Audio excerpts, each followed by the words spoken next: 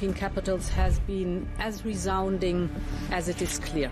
We are in an era of rearmament to respond to the short-term urgency to act and to support Ukraine, but also to address the long-term need to take on more responsibility for our own European security. On Saturday, we also agreed a new £2.2 billion loan for Ukraine, backed not by the British taxpayer, but by the profits from frozen Russian assets.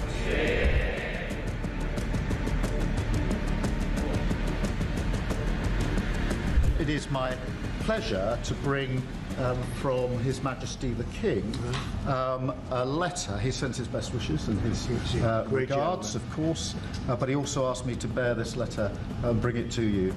So can I present the letter from the King to you? Thank you very much. Am I supposed to read it right now? Yeah, please do. I will do. I've got to tell him what your reaction is, so I need to know. I need to know. He is a great gentleman. A great, great gentleman. He said he thinks the war's going to go on for a long time, and he better not be right. Well, I just think he should be more appreciative, because this country has stuck with them through thick and thin. We've given them much more than Europe, and Europe should have given more than us, because as you know, that's right there, that's the border. What kind of diplomacy, JD, you are speaking about? What do you mean? I'm talking about the kind of diplomacy that's going to end the destruction of your country. Yes, but if you are not Mr. President, with respect, I think it's disrespectful for you to come into the Oval Office and try to litigate this in front of the American media. You're gambling with the lives of millions of people. You're gambling with World War III. You're gambling with World War III.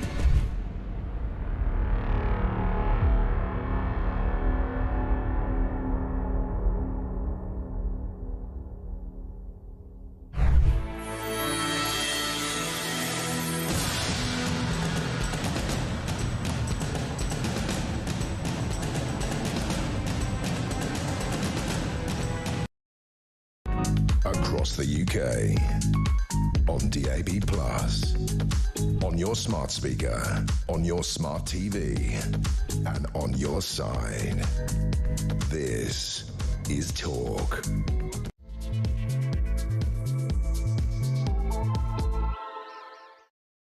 Very, very good morning to you. This is Talk, the home of common sense. So welcome to the show. Very much appreciate you joining me. I'm Julia Hartley-Brewer.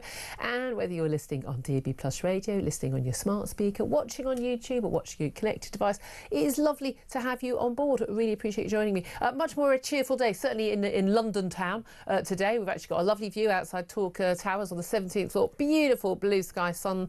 So it's almost feeling spring-like. I've got my spring orange jacket on. I'm joined by spring-like Claire Pearsall in, I would say, your tulip purple dress. She's a former Conservative government advisor, and I can't wait to get your thoughts on what goes on behind the scenes on a day like this with the spring statement. Interested to hear how much pressure the Chancellor puts on various departments, like the Home Office where you used to work. But let me tell you what is coming up in this hour, because of course we are going to focus on the spring statement. Of course we are. It's going to be happening just after 12:30 today. Usual rules, we're not taking it live because we like you too much. Genuinely, I just don't think I could do the whole thing live. But Peter Carr will be with us. He'll be watching it, and he will be bringing us any new announcements we get from her. But today we are expecting Rachel Reeves, given some comments she made yesterday, to blame world events as the main reason as to why Britain's economic outlook has worsened. Is that why it's worsened, or has it got something to do with the small matter of £40 billion of tax rises in her October budget? Love to hear your thoughts on that. Now, the Office for Budget Responsibility, the ABR, they're expected to halve the growth rate for this year and warn of rising inflation in the months ahead. Bearing in mind the Chancellor is also expected to announce further welfare cuts after the budget watchdog told ministers the benefit reforms announced by Liz Kendall last week, which in my view didn't go far enough anyway, will save £1.6 billion less than planned. I don't even think they'll save as much as they claim they'll save, but they're going to have to go further, so expecting at least £500 million more welfare cuts, so we can have pearl-clutching Labour MPs talking about how everyone's going to die. I would love to hear from you, though. Because Rachel Reeves is basically going to try and blame our poor economic outlook and more spending cuts, more benefit cuts, etc., on the world, brackets, Donald Trump. It's all Donald Trump's fault, is what she's basically going to hint at, even though ministers are going out of their way to not personally blame Donald Trump. But the world has changed, we're told. Well, the world hasn't changed apart from her budget and Donald Trump. So who do you blame? And tell us why you blame either what's going on in the world, what's going on in international affairs with Donald Trump, or in terms of what Rachel Reeves herself has done in her growth budget last October, which delivered the exact opposite of that. I would love to hear from you. Tell us what you think. I'd love to hear from you, particularly if you run a small business massively affected by things like the rise to the minimum wage, particularly the national insurance rise on employers as well. Do give us a call. 0344 499 1000 is the number to call. You can text the word talk and your message to 87222. Get in touch on X at talkTV. Calls are charged at the national rate and text cost one standard network rate message. Also going to be talking about how Ed Miliband's net zero drive risks killing off the fish and chip shop. We'll find out about more of that later. And Russia and Ukraine have agreed a ceasefire in the Black Sea, so only in the Black Sea. But the Kremlin has made it conditional on Western sanctions being lifted against key Russian companies. Is that a step too far for us? Talk about all of that later. Plenty more to talk about. As I say, Claire Pitzel joining us for all the chat today. Claire, I'll put the question we're putting to our audience to you. Very straightforward. Who do you blame for our poor economic outlook? Because it is really poor. I think I would like to blame the Chancellor, Rachel Reeves. And I think you're right. All of those tax rises that happened in the October budget, which was once in a parliament, it wasn't going to happen again. We didn't need to have a spring statement apart from the one that we're having today. Yeah. Well, we're going to have a spring statement, but it wasn't going to announce any proper measures. It was kind of an update on where we are. It was meant to be a nice little storytelling session, but it's turning into an emergency budget, which is pretty poor going, seeing as we only had it in October. So I think that she's got herself to blame. I don't think you can start blaming global events, and we all know who she means on that, because we need to tread a little bit carefully as a country with what we do with Donald Trump in America. Well, indeed, I mean, John Healey, the Defence Secretary, was doing various media rounds today, and it was fascinating when he was saying, well, no, the world has changed. And it's like, well, what's changed? Well, what's happening in Ukraine and mob markets. And well, no, none of that's changed. The only thing that's changed there is Donald Trump has been elected and made it really clear he's no longer basically going to offer that sort of umbrella of US defence security for Europe, for Ukraine included. So it's kind of up to us now. Now, I'm of the view that, I mean, I wish he hadn't done that, but it's a wake-up call to Europe. I think we need to spend more. I wish we were on more of a war footing, frankly, because I don't think the 3% of GDP is really going to cut it in terms of the defence needs that we have. But we're told we're looking at £15 billion more cuts today. This is nonsense. There's £9.9 billion of fiscal headroom. So there's £10 billion of fiscal headroom, which is not very much, because given that the government spends these huge hundreds and hundreds of billions of pounds, 10 billion isn't a huge amount. It's the equivalent to you buying a Starbucks coffee every day and then moaning about not having any money. It's kind of that equivalent, really. But it's a big sum of money when it comes out of your and my taxes. But it's not really her keeping to her fiscal rules. That is all this about. The point is, we've got a higher cost of borrowing now than when Liz Truss had her mad emergency budget. It wasn't too mad. It was just that she didn't tell anybody. She didn't tell anybody in advance, and she didn't square it all off and seed the ground beforehand. So our costs of borrowing now are greater than they were when Liz Truss had a budget, and she was ousted from government for that. Yeah. So I'm not quite sure why this lot think it's fine. Have things changed so massively since 2022? No, I don't think they have. I mean, I think we have problems, and I think what the public are going to look at is how much they're going to be hammered in the pocket just so we can protect Ukraine, which we're right to do. But there are so many we're protecting things. Europe at that point. But we are, and I think that people just want things to work, and at the moment they're seeing them not working. Yeah. And this talk of fiscal headroom, it's almost as if Rachel Reeves can't add up. Almost as if. I'm trying to be nice. She can't add up. The OBR has come back and said, you have misjudged this by quite a substantial amount of money. We're not talking a few £100 here and there. Yeah. this is. But also, I don't even believe that the 5 billion of cuts that she was going to make would actually have ever created that anyway. And anyway, we've had a huge, much bigger growth than that in the extra benefits cost. So it's only a tiny amount. Even when she's cutting civil servants, the amount they want to cut is a tiny percentage of the increase we've seen in recent years. I just don't believe for a moment that, and especially given technology now and apparently efficiency of everyone working from home, which we keep being told so much about, why would you need more staff to carry out the same job? I mean, that doesn't make sense to me. I mean, most private companies are employing fewer staff to do the same job because they can use technology, because they can do that. But not the public sector. I mean, it's very interesting. There's a new survey out by More in Common saying that basically Rachel Reeves faces something of a credibility crisis. More than half of voters, 53%, say Labour lied about its economic plans to win power, as in they always knew they were they weren't going to keep to those promises. Just 13% say Labour has stuck to its pledges on the economy. That's 30% of the country who are utterly deluded. Voters basically are tired of the attempts to constantly blame the last Conservative government. Only 30% say they believe the Chancellor has been honest about the scale of the fiscal challenge she inherited, i.e. you knew what you were going to do, you knew how bad it was, you lied about it, you got elected. I mean, I have to say, I mean, the Tories blamed Labour for a lot longer than what is it, 8 months, 9 months now since they were elected? They blamed Labour for a lot longer in 2010. More than half of voters think Labour is spending too much time blaming the Tories. 31%, so a third of us now blame Labour for our growth crisis, and under 1 in 5 blame global events. That is very telling, I think. And I think so much of this comes down to the national insurance hike. It was a £40 billion tax hike in October, and it hasn't even come in yet. It only starts in April. We're still a week away from it starting. And again, I've actually seen Labour backbenchers say, I mean, the national insurance hike and the minimum wage hadn't even come in yet. So I don't know why businesses are not employing people or laying people off. Do you think, you think they can't look ahead at what their budget is?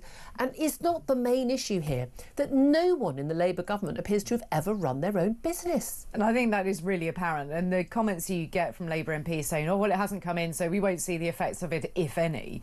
And it's like, but you have to forward plan. You have to look at how much your staff are going to cost you, and are you going to employ any?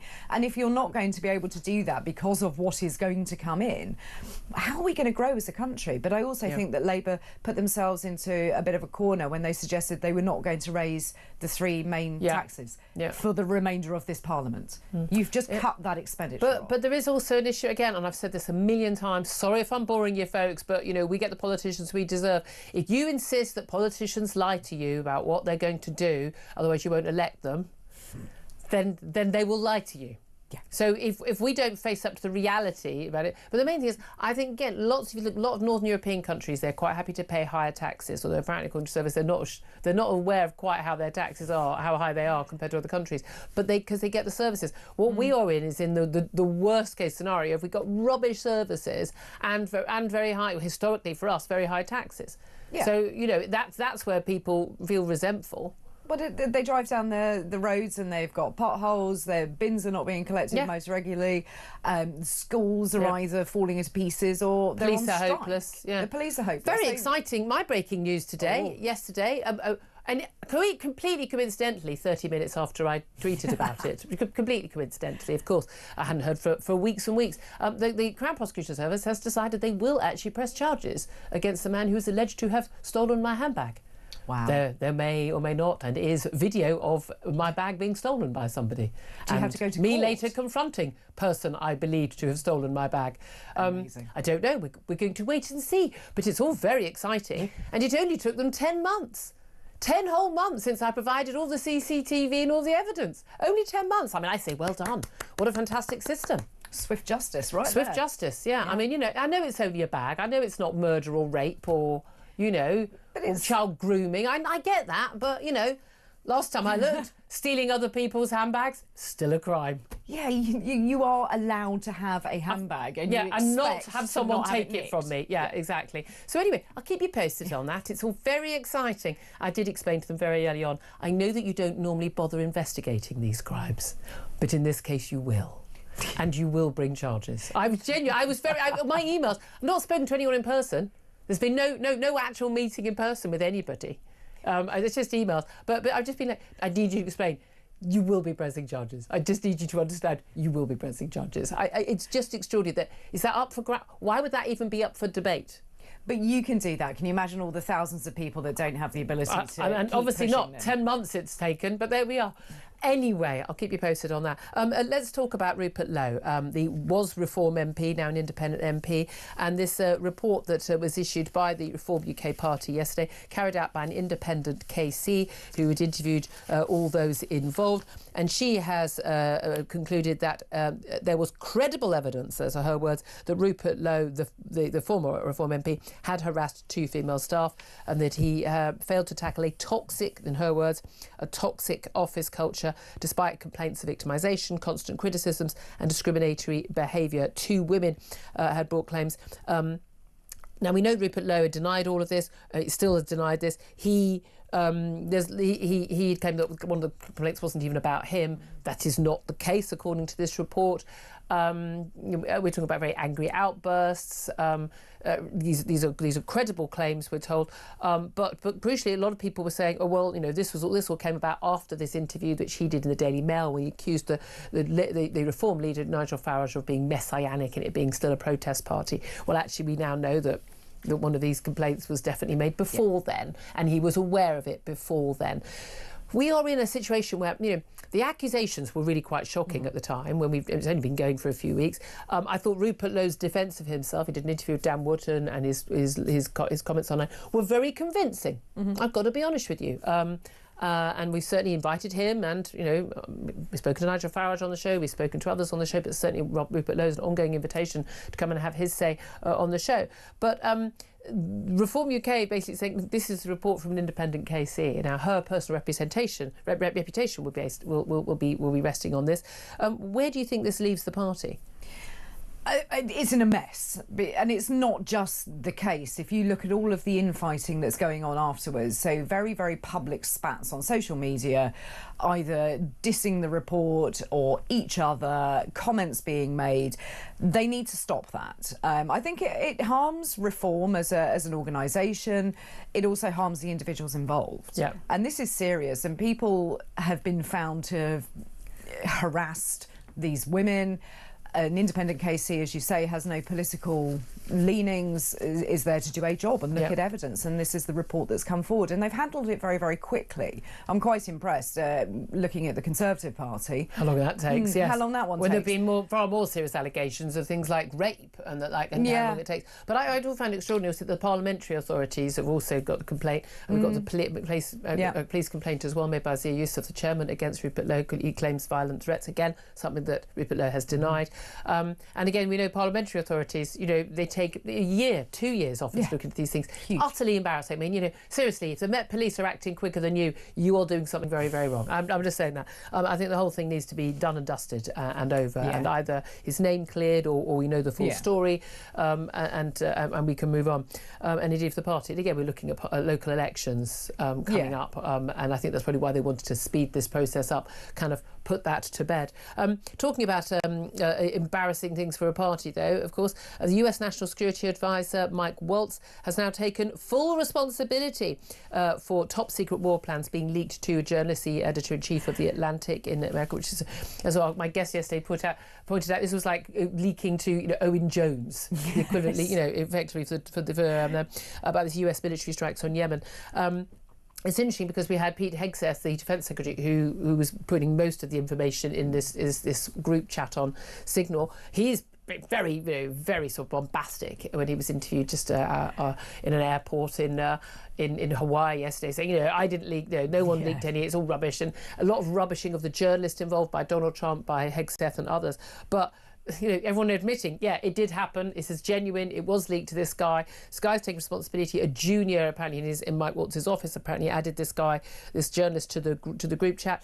But again, so many people who've been involved in defence in America and here in the UK, making it really clear, under no circumstances would you ever have a chat about such important classified information. The journalist in question saying he has not used the classified information. He has deliberately withheld that, but he's 100% sure it was classified information that should not have been discussed. And the key thing about these end-to-end encrypted channels like WhatsApp, like Signal, that was used in this case, they're only as safe as the phone Yeah, they're of on. course they are. And someone just using, me just picking up my phone and doing something that doesn't mean it can't be hacked by sophisticated, hackers. So I think it's undoubted that, the Russians and the Chinese knew about this attack on the Houthi rebels before the rest of us did. Undoubtedly. And I'm just a little bit upset that I've never been invited to join such a signal group or a WhatsApp group. And what's wrong with me? I'd love to be on those. I mostly reject any invites to WhatsApp groups. I'm always like, I need to know who everyone else is in that group. Otherwise, I don't want to be associated with you. So I'm in many. So I mute some of them. But I like school ones are the worst. Oh yeah, see, that's left my life now. Yeah. GCSE year. We don't do that. But Mike Waltz, I thought his comment was so understated. He was embarrassed that he leaked secret war plans and embarrassed. In a normal work situation, in normal political, you'd be out of your job. Yeah, you would. You've not just given away someone's nickname or given someone's phone number out that you shouldn't have done. These are quite serious, and you shouldn't be discussing them on any kind of app either. Can we talk about the assisted dying bill just briefly? Kem Leadbeater has made huge changes. She's backbench MP, brought this as a private member's bill to this plan. I'm in favour of assisted dying, but I'm massively opposed to this particular bill. I don't think, weirdly, it includes all the people it should include, people who aren't dying but are in desperate pain with no hope of if it's changing.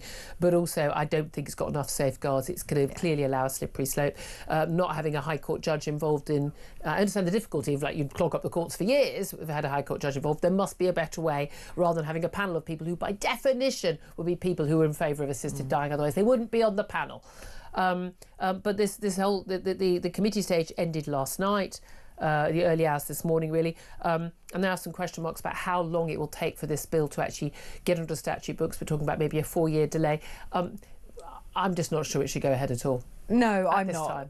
And the bill that is currently being discussed and has just finished committee stage is now so vastly different from the bill that was placed in front of people right at the start. So I don't think that you can have an honest discussion and say, this is the bill we want to go forward, when it has changed. Yeah. And people voted on the previous bill. This is very, very different. I think we'll see this end up being scrapped. Yeah, I really hope we do. And I say that's someone who's in favour of assisted dying, but this is not the right bill for it. Love to hear your thoughts on all of that, anything we're talking about, but in particular the Chancellor, we understand today when she steps up to the dispatch box in about 2 hours and 10 minutes, is going to blame Britain's poor economic outlook and more spending cuts on, the world. The world's changed, brackets, Donald Trump has come into office. But who do you blame? And tell us why. Give us a call. 0344 499 1000 is the number to call. This is Talk, the home of common sense.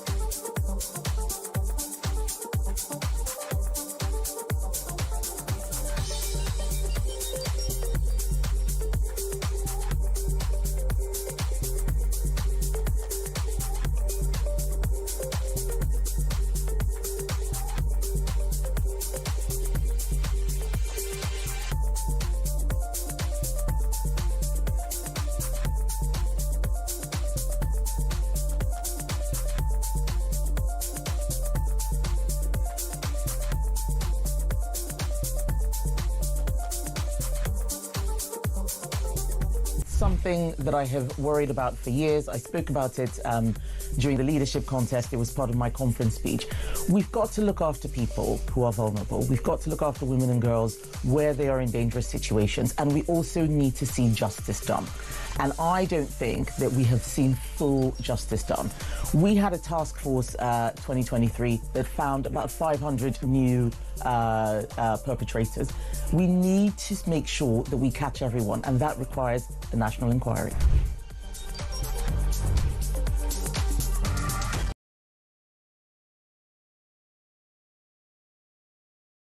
It's something that I have worried about for years. I spoke about it during the leadership contest. It was part of my conference speech.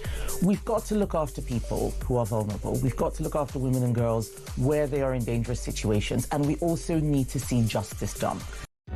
Across the UK, on DAB+, on your smart speaker, on your smart TV, and on your side. This is Talk. Very good morning. Welcome back to the show. 10:25 is the time. In a couple of moments, we're going to be talking to the very brilliant Liam Halligan, who's an economist and a columnist at the Telegraph, about what we can expect to hear from the spring statement and what the Chancellor is going to try and do in terms of blaming anyone and everyone except herself, and how valid that is. Can't wait to hear what he has to say.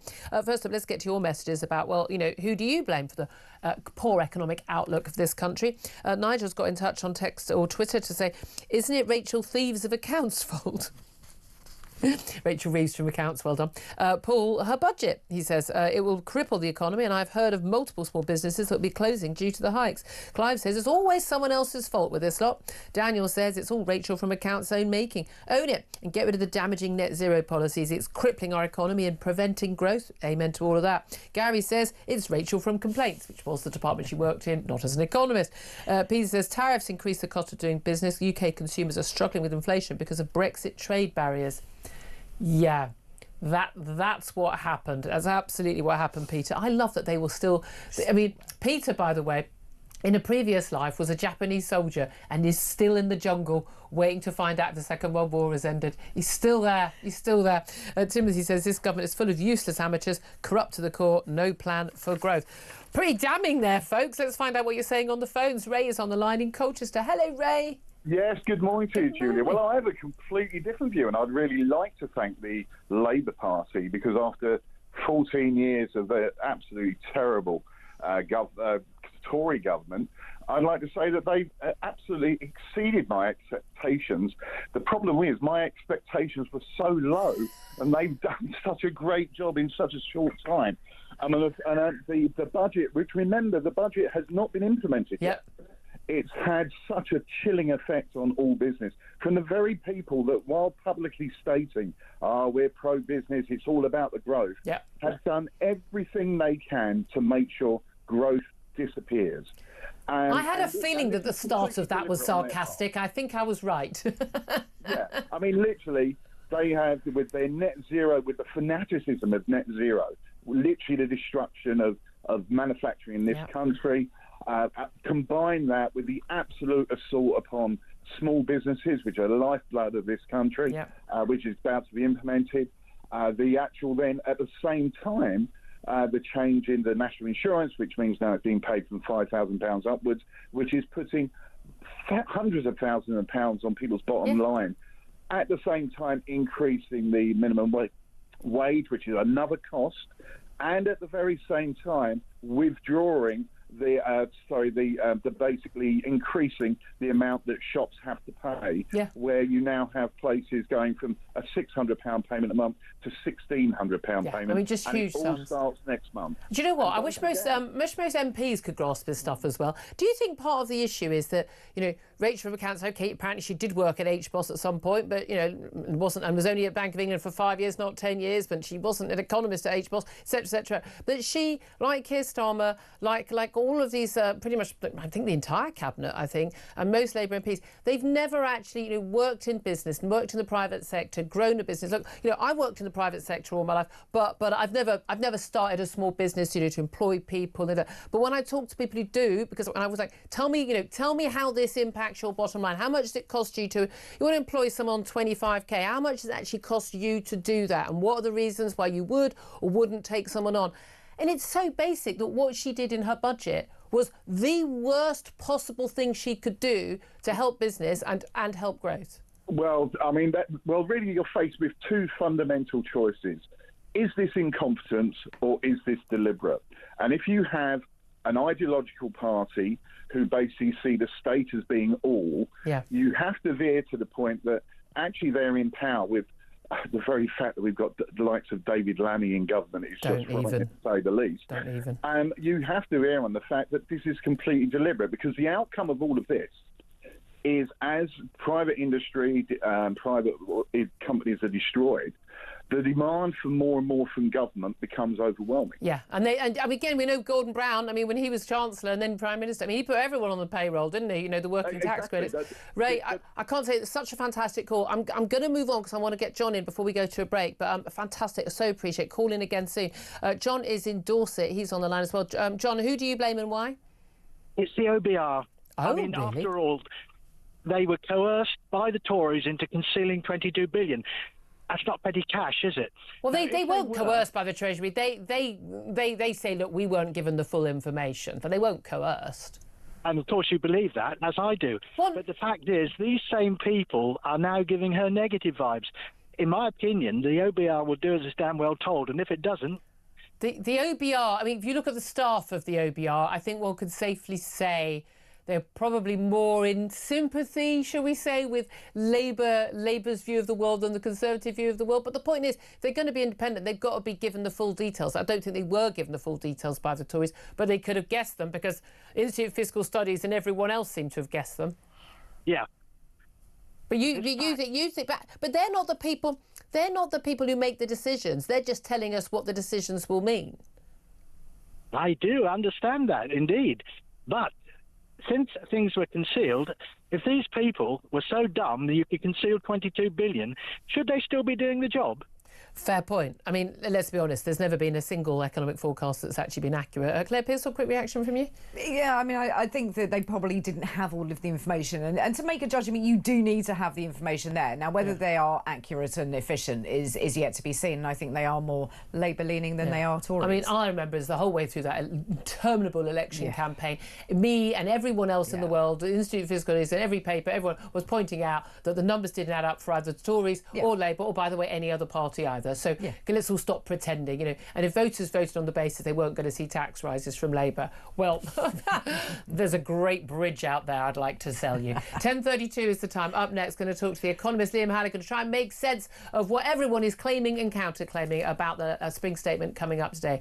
This is Talk, the home of common sense.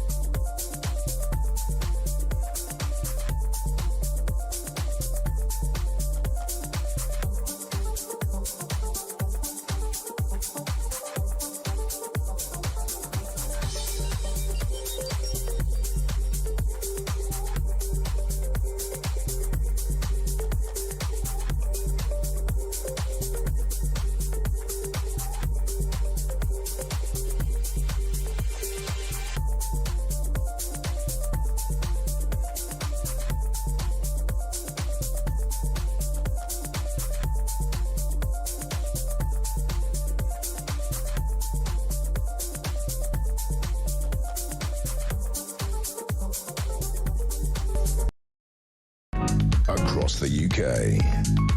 On DAB+, on your smart speaker, on your smart TV, and on your side. This is Talk. Good morning to you. It's coming up to 10:35. This is Talk, the home of common sense, with me, Julia Hartley-Brewer. Claire Pearsall still with me. Delighted to be joined now by economist, columnist at The Telegraph, and author of the Substack When the Facts Change, Liam Halligan. A very good morning to you, Liam. Julia, great to be with you, and Claire. Thank you so much for joining us. Right, I mean, it's interesting, your Substack, which is a fantastic read, by the way, When the Facts Change. I mean, this is it. We're told the reason why this is not just a sort of run-of-the-mill spring statement is because the world has changed. The facts have changed. More money's being spent on defence. The growth being downgraded. And basically, not our fault, Governor. It's the fault of everything going on over there. Do you believe a word of it?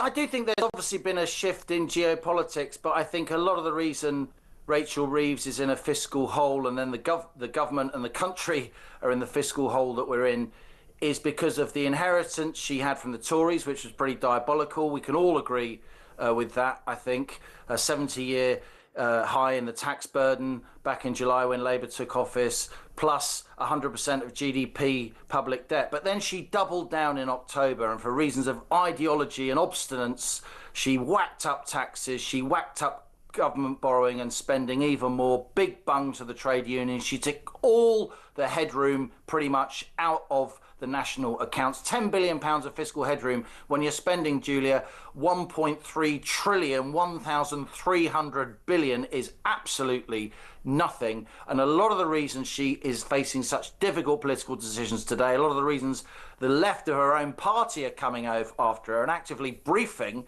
that she shouldn't even be Chancellor anymore. Yeah. This is an emergency budget statement, by the way, is because of her own mistakes in October, not listening to people, being too arrogant and ideological, and spending and borrowing too much at a time when the government couldn't afford it. Yes, there are some tariffs. They barely apply to the UK at the moment. Yes, she's spending more on defence. That all comes out of the foreign aid budget, by the way. There's no new money there. So nothing has really changed yet that justifies the OBR lowering its growth forecast from 2% to 1%, as did the Bank of England almost 2 months ago. Yeah, exactly. So fundamentally, it's down to decisions she's making. It was a 40 billion tax hike. But the key thing to remember here is the train drivers are happy, Liam. So that's the important thing. That's the main thing. That's the main thing that matters. They don't bother working at Christmas because they don't need the overtime. Genuinely, you cannot get a train on a Sunday anymore because no one will do the overtime. It's so painful. Let's talk about these fiscal rules. We hear so much about this. I think most of us, frankly, are just going, what on earth are you talking about? Is this about sticking to your fiscal rules, or is this about what you can get away with the bond markets? Because we saw what happened to borrowing when Liz Truss had her budget back in September 2022. A month later, she was out of office. But am I not right in thinking that our government debt borrowing costs are higher now since Rachel Reeves' budget in October than they were after Liz Truss's budget? She was forced out of office. Rachel Reeves still Chancellor. You are right, Julia. Government borrowing costs what we call the 10-year gilt yield, what it costs the government to borrow for 10 years. They're up above 4.7% now. They've been going up, even though the Bank of England, it's been lowering the base rate that's meant to apply. And why does that, for those of us who are not, top economists like yourself, why does that matter? What does that actually mean for us? That matters because you've got to spend more and more taxpayers' money to service the debt, Julia, and you have to borrow more money to service the interest costs on the debt that you already owe. So it's sort of like, for a household, it's like your mortgage has just gone up by a full whack. Yeah, it's like having a mortgage to pay off your existing mortgage. Right. To pay off the interest on your existing mortgage. Seems like a good plan. It's like an interest-only mortgage to pay off another interest-only mortgage, but trying to hoping that the existing mortgage provider doesn't notice that you've got it. Look, politicians can play all these parlour games. We can all have arguments about, tiny increases in borrowing and taxation here and there. But the reality is these are drops in not just a bucket, they are drops in an ocean when you look at the overall fiscal picture. You cannot fool the bond markets. They decide how much a government can borrow and how much it will cost that government borrow. We're talking pension funds, insurance companies, other governments around the world, serious private sector money. And it's absolutely clear, you're completely right, Julia, for most of the last 3 months, government borrowing costs have been higher than they were at the peak of the Liz Truss mini-budget crisis. And we are paying for that. And that is why Rachel Reeves has so little room for manoeuvre, because we're spending now over £100 billion a year on interest servicing the debt before we've even started paying off the debt. That's twice what we spend on defence, on servicing the debt. That we're spending more on servicing the debt than we do on education. Yeah, it is utterly mind-blowing. And again, you know, it is keeping on going up. There was a period, wasn't there, like, oh, interest rates are so low, we should borrow more because it would make sense. And then when interest rates go up, this is what happens. Here's the thing. So how much room for manoeuvre does she really have? Because it's not whether she wants to keep to her fiscal rules, it's whether or not she can get away with borrowing anymore. So we're told £15 billion more in cuts. We're told some of that will be more on benefit cuts because the ABR has said, actually, what you did last week with Liz Kendall, the Welcome Pension Secretary, didn't really cover what you need to do. But we know there are lots of government departments like health that are protected. We know there are government departments who are going to see a rise in their budget, like defence. OK, it's coming out of the foreign aid budget. But there are lots of departments that aren't protected. And we saw this under George Osborne's austerity budgets in the early 2010s. What sort of cuts are we looking at? And what will that actually mean for us ordinary voters? The first thing to say is that the government department that's the most protected, because the government doesn't have a choice, is the department for paying back interest on bonds. You have no choice. The second thing to say is, Julia, overall, we're not talking about cuts to the amount of money that the government spends. We're talking about slowdowns in the rate of increase. Within that, because you have gargantuan departments, massively bloated, in my view, like health, like welfare, that means other departments will have to endure real terms after inflation cuts to their spending. But you know what, Julia? We are now employing 500,000 more civil servants than we did before the pandemic.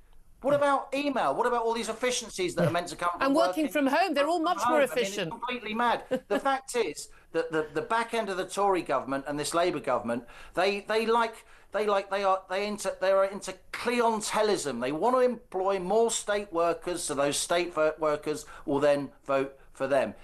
Almost a quarter of all of us now work for the state, which is mad. This isn't Honecker's East Germany or North Korea. We're meant to be a capitalist economy, and a lot of those state workers, massive public sector pensions, astonishingly generous working conditions, holiday leave, and all the rest of it. Meanwhile, the rest of us, we get no pensions from our companies anymore. We're paying massive taxes. Yes, public sector workers pay taxes, but of course they pay taxes from existing government spending. So it's like an accounting trick. The only money that exists in an economy is money that businesses create by taking risks, investing, and making stuff happen. And yet, this last budget monstered businesses, particularly small businesses, upon which most of our growth depends. And this is it. The vast majority of people who in this country work in the private sector, and the vast majority of them work in small to medium-sized enterprises, not in the big high street names that we hear so much about, and you have so much influence and sway over government through the CBI and others. But this is the thing. I've seen Labour MPs say, I don't know why people are saying that businesses are making cuts. Those national insurance changes and minimum wage haven't even come into force yet. But of course, if they ran a business themselves, I can see your head physically in your hands. If they ran a business, they would understand people have to make plans about whether they can hire someone, whether they can give a pay rise. These are people who have suckled on the teat of the state their whole lives. They've just big monthly paycheck from the state. Where does it come from? We don't care. These are people that not only have never run businesses, never laid awake wondering how you're going to make payroll, how you're going to pay all these people who depend on you, their families, their kids, their mortgages. These are people that have barely worked in the private sector. The private sector where hard budget constraints count, where if you can't pay, then you don't have. In the public sector, in our adult lifetimes, Julia, what's happened is that we seem to have, this culture has developed, and a lot of it has been propagated by mainstream media, I'm afraid, particularly our state broadcaster, that if you don't always and everywhere want more government spending, then you're evil. Yes. How about getting people who can actually add up? Yeah, that would be a good start. Well, that brings us on. Lots of more nice things. Yeah. But if there's a guilt strike, as there was in 1976, it will be the poor that suffer most. And this is the thing, and that's the same thing when it comes to inflation. Look, if you're on a higher income, and your savings, and you've got, property and things, it eats away the value of your home and your savings. But you know what? You'll probably be okay. It's always, whenever there's an economic problem, it is the people at the bottom who lose out the most. And yet we're being told, are we not, that welfare cuts is going to be the biggest issue. These welfare cuts were already announced, which in my view didn't touch the size of what we need. Welfare cuts that could come again today, cutting down on availability of Motability cars. Something like 1 in 6 new cars in this country are under this disability scheme, which seems utterly bizarre. I'm walking around, I'm not seeing vast array of people who are apparently massively more disabled than they were 10 years ago, but apparently, according to our stats, there are. But we're constantly told, you say, mainstream media as well, immediately when you discuss this, they interview someone who's got a horribly terrible, debilitating illness, saying, I'm worried about losing my benefits. But they never interview a taxpayer saying, I'm really worried about losing my home because my taxes have gone up, my pay has gone down, my expenses have gone up, and I don't know if I'm going to make ends meet this month. Of course, there's a middle ground here. You and I would both agree there are many people in the country for whom the Motability scheme is an absolute lifeline. I'm happy to dip into my back pocket to pay for that, as I know are you. We're not morally depraved people just because we're willing to call out, someone's got a headache, so the state buys them a BMW. Yeah. I mean, that's where we are at this point. Yeah, the Motability scheme is a grotesque racket. It's completely out of control. You've got a lot of cab drivers using the Motability scheme as their sort of business model, which is crazy. But of course, in this political cut and thrust, in this debate, we also have to protect people who rely on the welfare state. We also have to protect people who desperately need that Motability scheme because that's the mark of a civilized country. But you protect those people better. And me and talkTV, talk radio listeners are civilized. But the trouble is, those people who rely, they also have to start calling out the people who are giving the schemes that they rely on a bad name because they are taking the Michael. Apps. Thank you for the language choice there. But that is the key thing. Again, I do not understand why people understand. If you want to protect the people who really need these benefits, you need to tackle the people who don't. Liam Halligan, I wish you were in the Hob Commons today to tackle Rachel Reeves. Liam Halligan, economist, columnist at the Telegraph, always read his Sunday Telegraph column, and author of the Substack When the Facts Change. Thank you so much for joining us. Quick word from Claire Pearsall. Liam is the only person that's ever made me understand economics. And I've listened to him now. Very good explainer. He is. And He knows his stuff. Listened to him now for a good few years, and he speaks some real common sense. I really wish he was there this afternoon. I know. Run for election, Liv. 10:47 is the time. Up next, we're going to talk about that ceasefire in the Black Sea. And we'll talk about, defence and whether or not you should have a chat on social media about major military strikes upcoming. We'll talk to Lord Richard Dannett, the former head of the British Army, about that. This is Talk.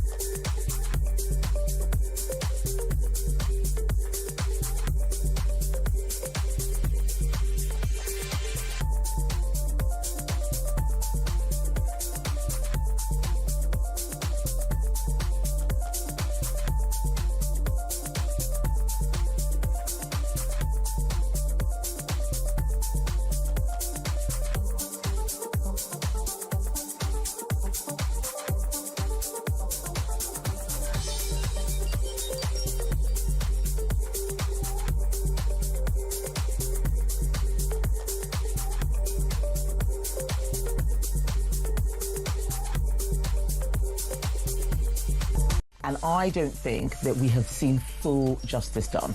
We had a task force 2023 that found about 500 new perpetrators. We need to make sure that we catch everyone, and that requires a national inquiry.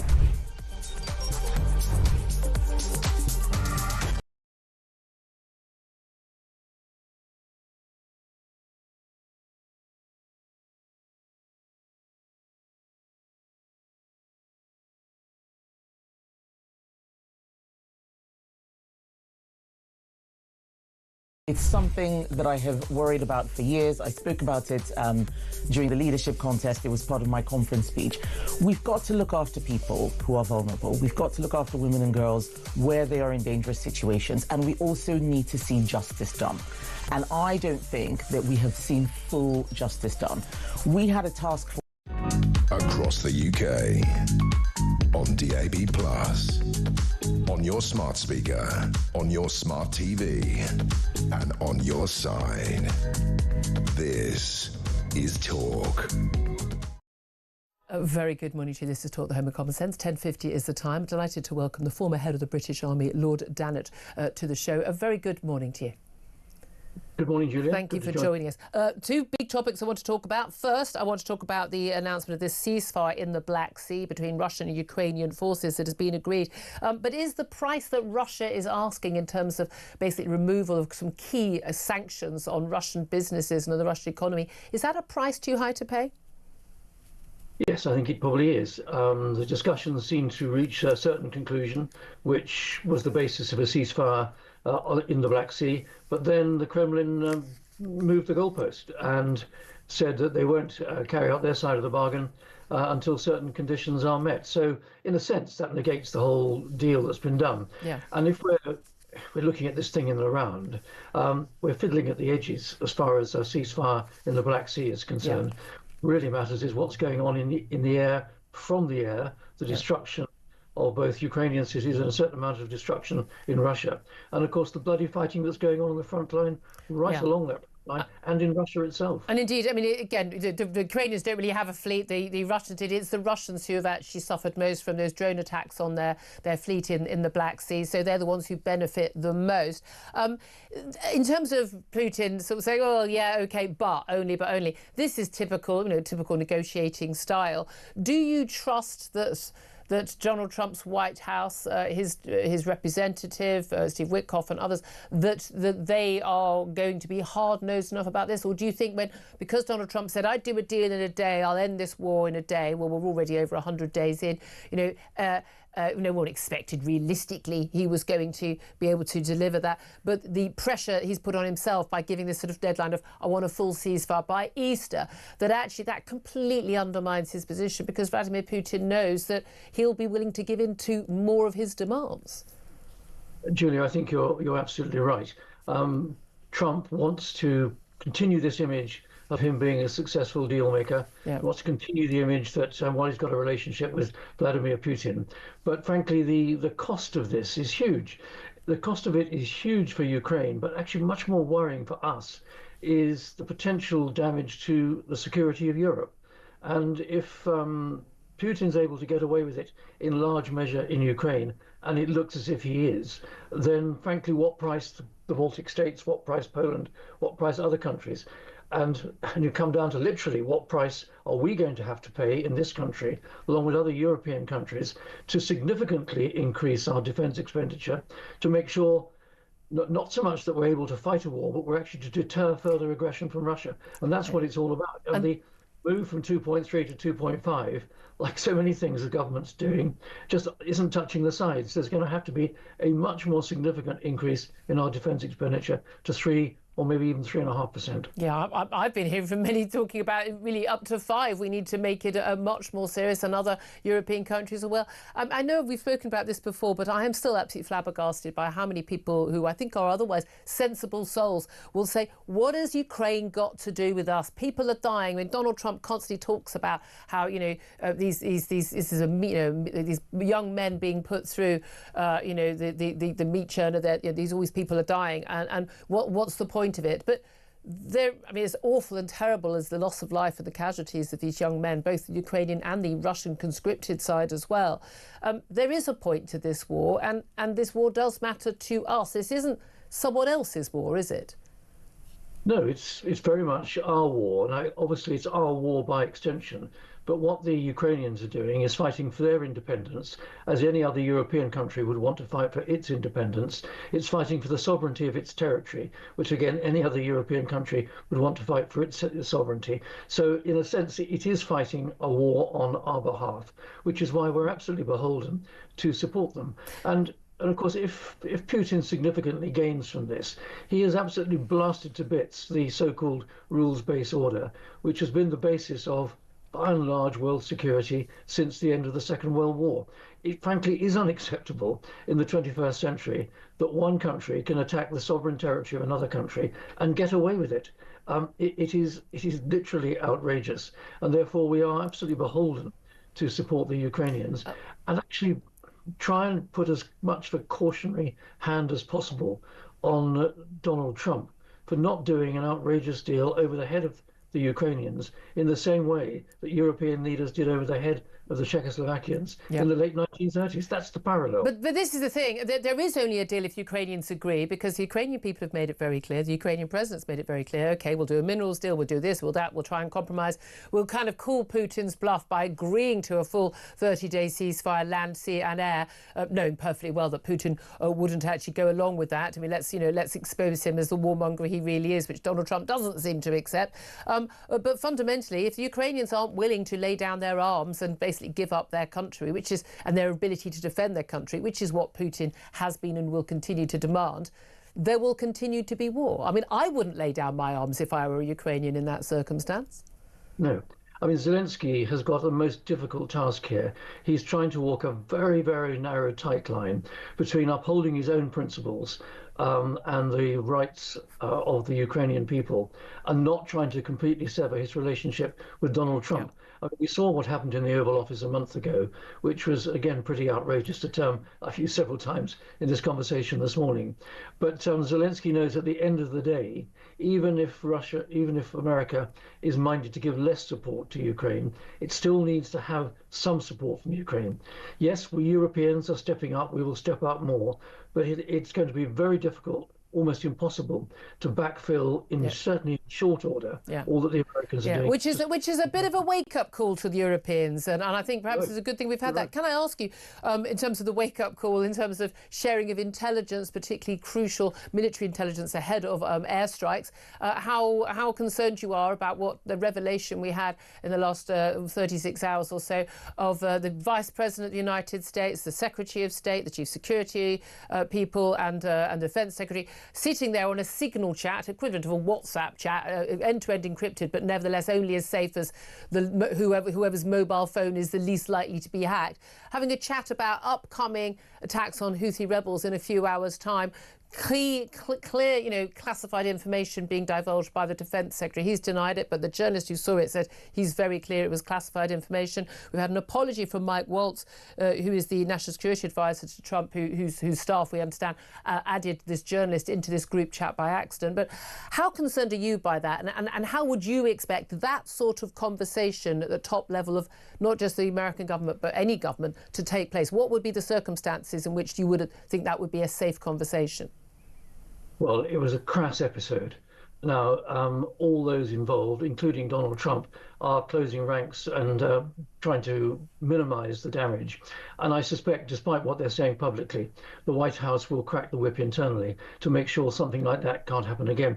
I mean, it was kind of playground stuff, wasn't it, really? Yeah. All these apparently senior people, otherwise you might call them sensible people, having a ridiculous conversation and being stupid enough to actually bring a journalist into the conversation. Yeah. I mean, you couldn't make it up. If it was a Yes Minister sketch, it wouldn't get past the answers.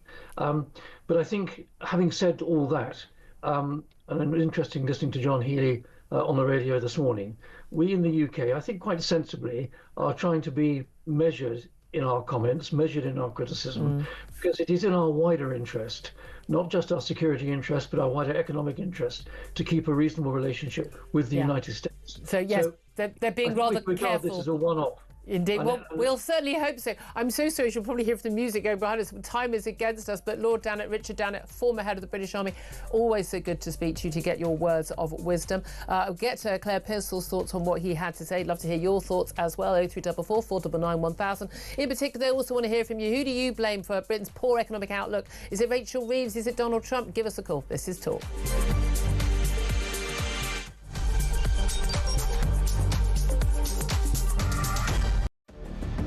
I can announce this government will begin the biggest sustained increase in defence spending since the end of the Cold War. We will deliver our commitment to spend 2.5% of GDP on defence, but we will bring it forward so we reach that level in 2027. The answer from European capitals has been as resounding as it is clear. We are in an era of rearmament. To respond to the short-term urgency to act and to support Ukraine, but also to address the long-term need to take on more responsibility for our own European security. On Saturday, we also agreed a new £2.2 billion loan for Ukraine, backed not by the British taxpayer, but by the profits from frozen Russian assets.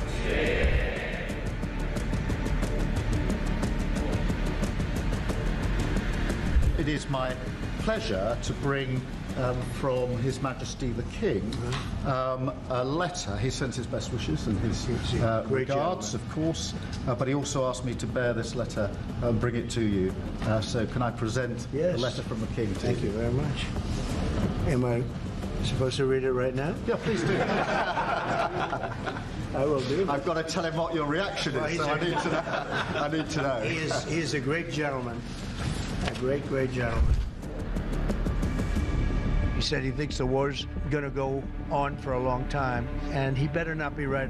Well, I just think he should be more appreciative, because this country has stuck with them through thick and thin. We've given them much more than Europe, and Europe should have given more than us, because as you know, that's right there, that's the border. What kind of diplomacy, JD, you are speaking about? What do you mean? I'm talking about the kind of diplomacy that's going to end the destruction of your country. Yes, but if you Mr.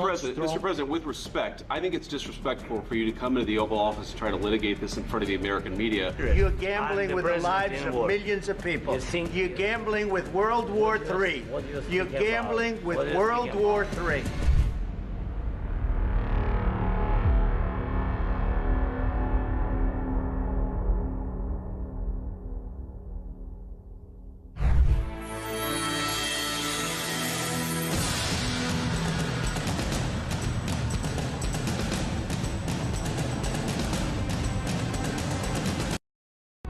Across the UK, on DAB+, on your smart speaker, on your smart TV, and on your side.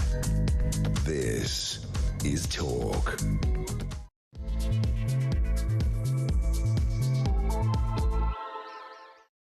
This is Talk, the home of common sense, with me, Julia Hartley-Brewer. Rip-roaring first hour of the show. If you've just tuned in, you have missed out. We've learnt an awful lot, as I like to think we always do. One of my favourite things about this show is how much you actually learn so much, and it's absolutely a pleasure to have your company joining us here at the home of common sense, whether you're listening on DAB+ radio, on your smart speaker, watching on YouTube, or your connected device.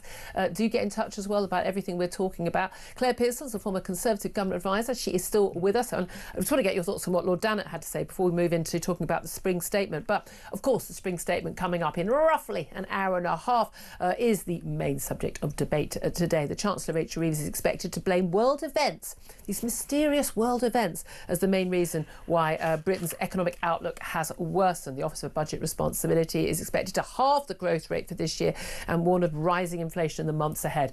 Brilliant. That, of course, means interest rates won't go down, which means our borrowing will continue to go up. It's all going terribly, terribly well, but it's all the fault of something out there. Something has changed. But what has changed other than Donald Trump becoming elected and a wake-up call on defence spending that is needed? I'd love to hear your thoughts, though. Who do you blame for our worsening economic outlook? Is it Rachel Reeves? Is it Donald Trump? Is it something else? Fairies at the bottom of the garden? I'd love to hear your thoughts.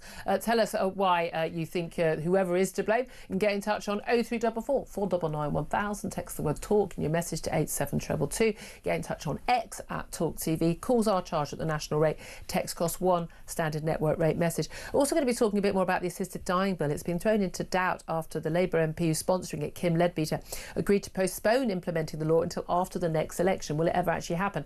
And should it actually happen in the format that this law is now in? Plus, Ed Miliband's net zero drive risks killing off the fish and chip shop. Love fish and chips. That is a risk we can't take, people. And a taxpayer-funded car scheme for disabled people, that's Motability scheme, is facing a crackdown at long last after bosses admitted it's being massively misused, with many joining for non-physical conditions such as anxiety, depression and ADHD. I think if you've got anxiety, depression and ADHD, maybe you shouldn't be driving at all, would be my first suggestion, let alone being given a free car. I don't even begin to understand why you would need a car in those scenarios, but you know, I'm not a medical professional, but hey-ho. Love to hear your thoughts on all of that. So you've got the numbers. Do get in touch. Claire Pissell, always so great to have you with us in the studio. Just want to, before we go on to the spring statement, just want to talk to you about what we heard from Lord Dannatt. I mean, you could very much hear in his voice, I mean, the utter befuddlement at these senior figures in the White House and the Pentagon having this conversation on Signal. And it's been pointed out to us again and again. The reason why they have conversations in rooms and you're not even allowed to take your phone in. If you go into sort of, the Northern Ireland office, the Foreign Office, Ministry of Defence, as a journalist, you hand your phone in at reception. They're just not allowed anywhere. They are always a risk. And everyone thinks, oh, it's not my phone. We know that the last three, I think, British Prime Ministers had their phones compromised, did they not? They did. And had to have their phones taken away from them and that, basically put in a lead box. And, never to be seen. I mean, for goodness sake, the idea that you would have this conversation on Signal is it's beyond laughable. It is, and we're treating it as a little bit of a joke because some of it is quite funny. The use of emojis, the fact that it's embarrassing by Mike Waltz, but actually the seriousness of this isn't going to go away. You have got the leaders of the free world discussing top secret plans and classified information. Forget them being rude about Europe. That's irrelevant. But those kind of plans being discussed on, it might be an encrypted app, but it's still an app. And it's only as safe as the hands that it's in. Yeah. If somebody puts their phone down, walks away, loses their phone, has it stolen or whatever, that information then is vulnerable. These conversations are supposed to take place. Even Donald Trump said he would like these conversations to take place in a room that's completely lead-lined. And actually a lot of these conversations do take place. The sit room, you see so much on films, in Hollywood movies. It's below ground. It is basically, the idea is it should be a room that is utterly impossible for anyone to be able to hear out of nothing. Anything it happens in that room, no one other than the people in that room know about it.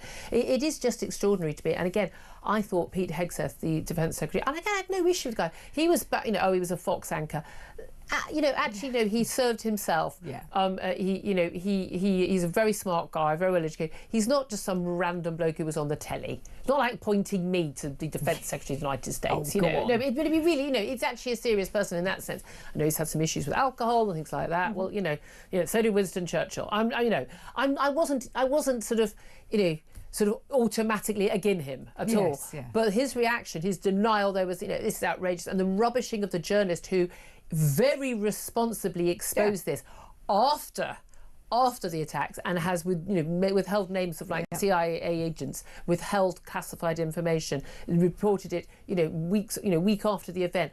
It shows incredible I would say love of his country and an urge to patriotism to protect that information, which we're clearly not seeing in the men and women in charge of that. No, we're not. And trying to use a journalist who has done their job but also protected national security, whereas the people that were paid to uphold national security don't seem to care about it. So I think you can't blame that individual. And I should imagine he was desperate to go splash that. We all would appreciate that would be the best story ever. I can imagine the point when you realised, oh my God, this is genuine. They've actually done the exact thing. Utterly bizarre. Again, denying it was all real. First of all, again, it's just embarrassing. But again, you get caught out in a lie like that. I think if we knew, again, I think politicians should lie that blatantly to journalists who, as much as you might not like the journalist in time. I'm sorry, I think that's to be a sacking offence. We now established that you will lie. Now, once we've established that with on proof, but then Donald Trump lies all the time. And again, you can vote for Donald Trump and think you're glad he was elected. If you think that Donald Trump does not routinely lie 20 times before 9 a.m, you're not paying attention. But anyway, talking about lying. Talking about people who don't even know what job they were doing or where they worked for years on end, Rachel Reeves in the news today.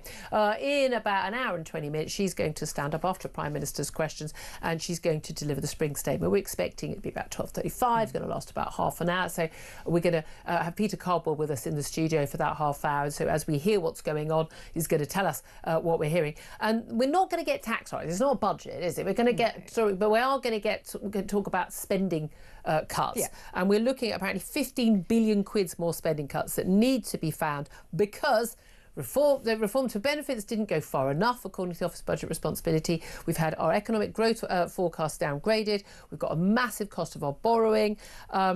Rachel Reeves, we understand, is going to blame this on, things have changed. The world has changed.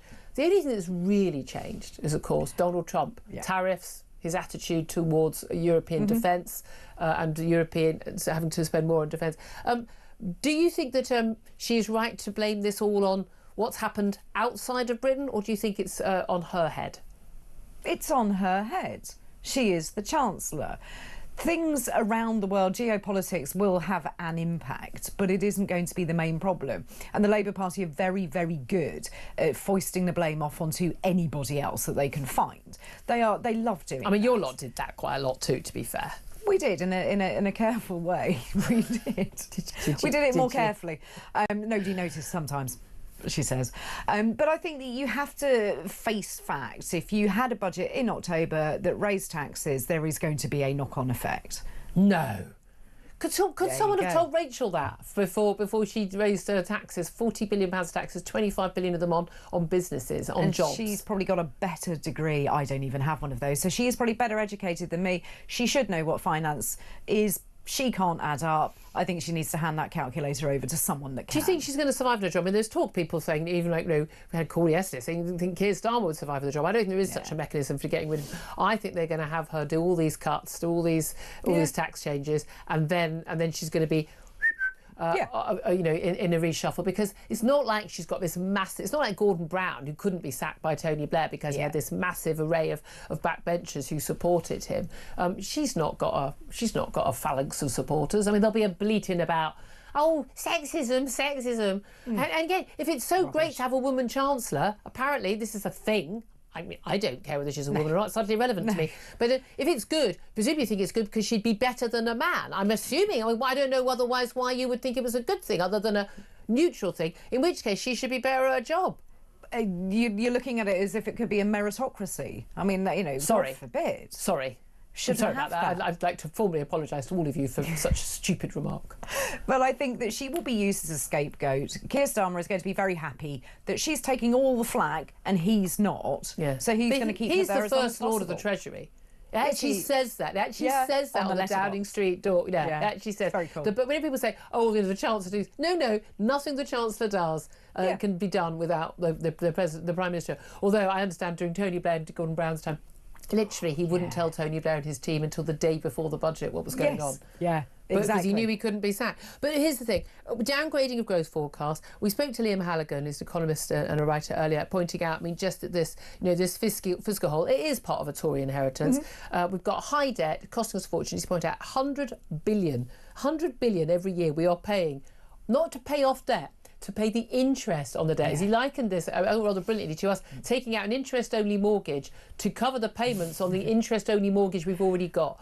We are on borrowed time. We're spending more than that. We're spending more on that than we are on defence or on education or stuff that's actually going to be good for us.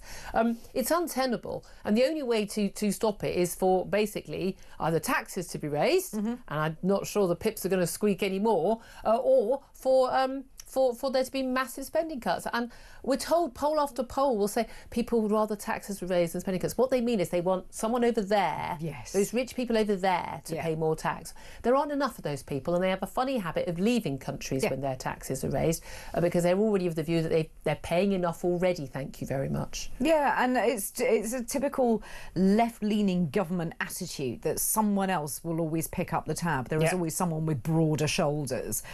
not understanding that people are mobile, they will take their money elsewhere, and they will go and create businesses in different economies. But also, I think the moral thing, I mean, it's like the top earners already pay, 45% plus the national insurance. It doesn't go all the way up the national insurance, but basically they're paying 50% plus in tax. Yeah. I'm kind of the view that taking more than half of someone's income doesn't seem to me to just be morally reasonable or fair. No, it doesn't, and it's the pure politics of envy that these people have taken a risk. They have created something, employing people. I know a few people who were very well off who basically inherited it, or they married well. Ladies, I do need to stress how much you should try and do this. I didn't, but you should definitely do this. I married well for love, but not for money. But it's not. I'll tell all the.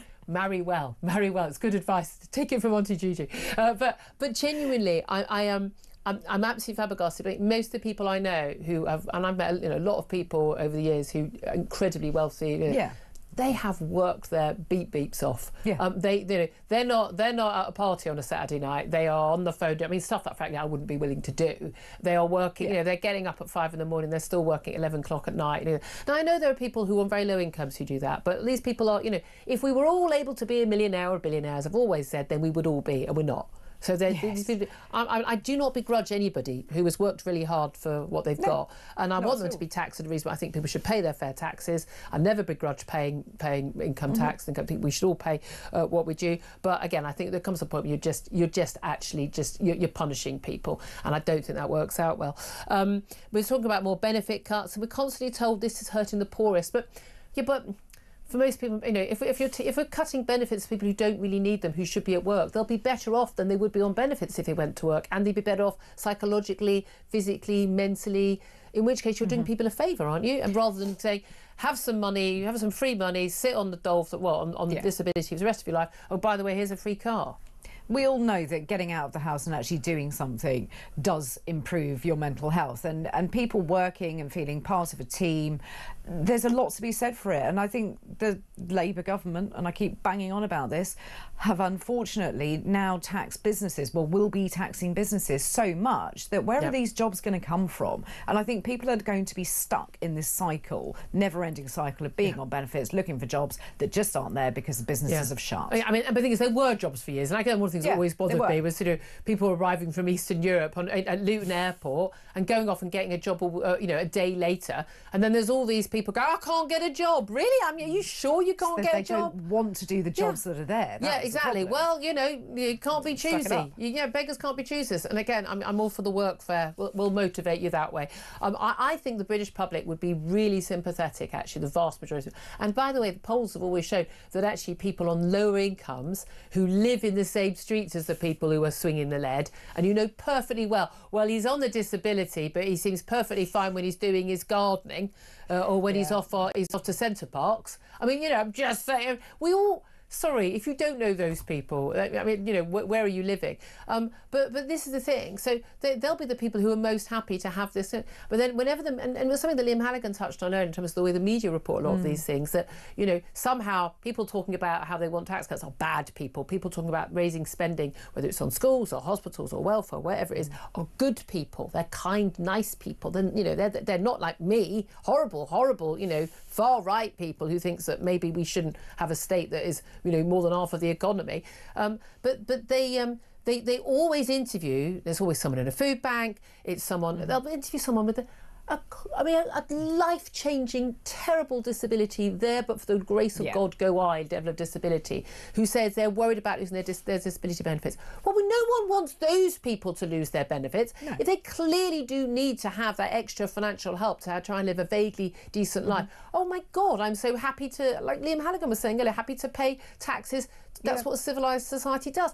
But they never interview somebody who goes, I felt a bit anxious about going to school one day, so I've been on disability ever since. They don't interview those people, ever. They need to, and they need to find those people. And as you say, it isn't difficult. I think we could all point to... I know a few of those people. A good couple of people that you could spot in that situation. So why aren't we calling those people I'm wondering if Prince Harry's claiming disability yet. He would be if he was still in the UK, wouldn't he? He's left his own charity that he set up in the, basically in memory of his mother, Sentabale, in Lesotho. He's in solidarity with the board, and he's left this charity because there's been a falling out with the new chairwoman. She's hit back with quite a statement, I have to say. There's a charity commission investigation. But the chairwoman has hit back saying there are people in this world who behave as though they are above the law and mistreat people and then play the victim card and use the very press they disdain to harm people who have the courage to challenge their conduct. I don't know who she could possibly be talking about, but it's all looking like a bit of a mess.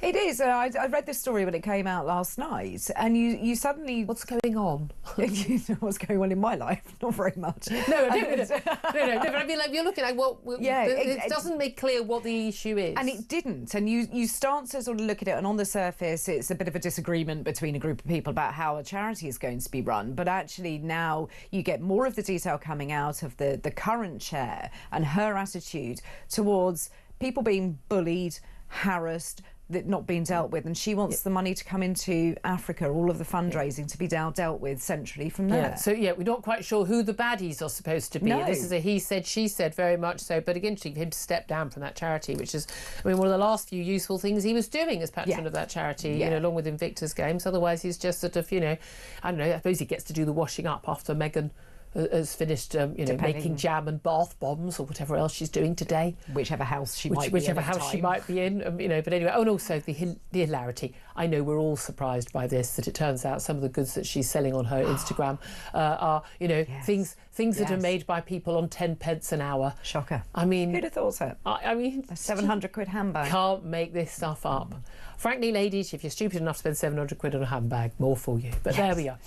Tight. I keep telling you this. 11:20 is the time. Up next, I do want to hear from you, particularly who do you blame on the budget? Who do you blame Harry and Meghan? No, who do you blame the budget? Rachel Reeves is going to blame, we're told, Britain's poor economic outlook and being downgraded by the Office of Budget Responsibility, and spending cuts having to happen on, you know, the world changing. Brackets. She means Donald Trump coming to office. But is he to blame or is she to blame? Love to hear your thoughts. 0344 499 1000 is the number. This is Talk.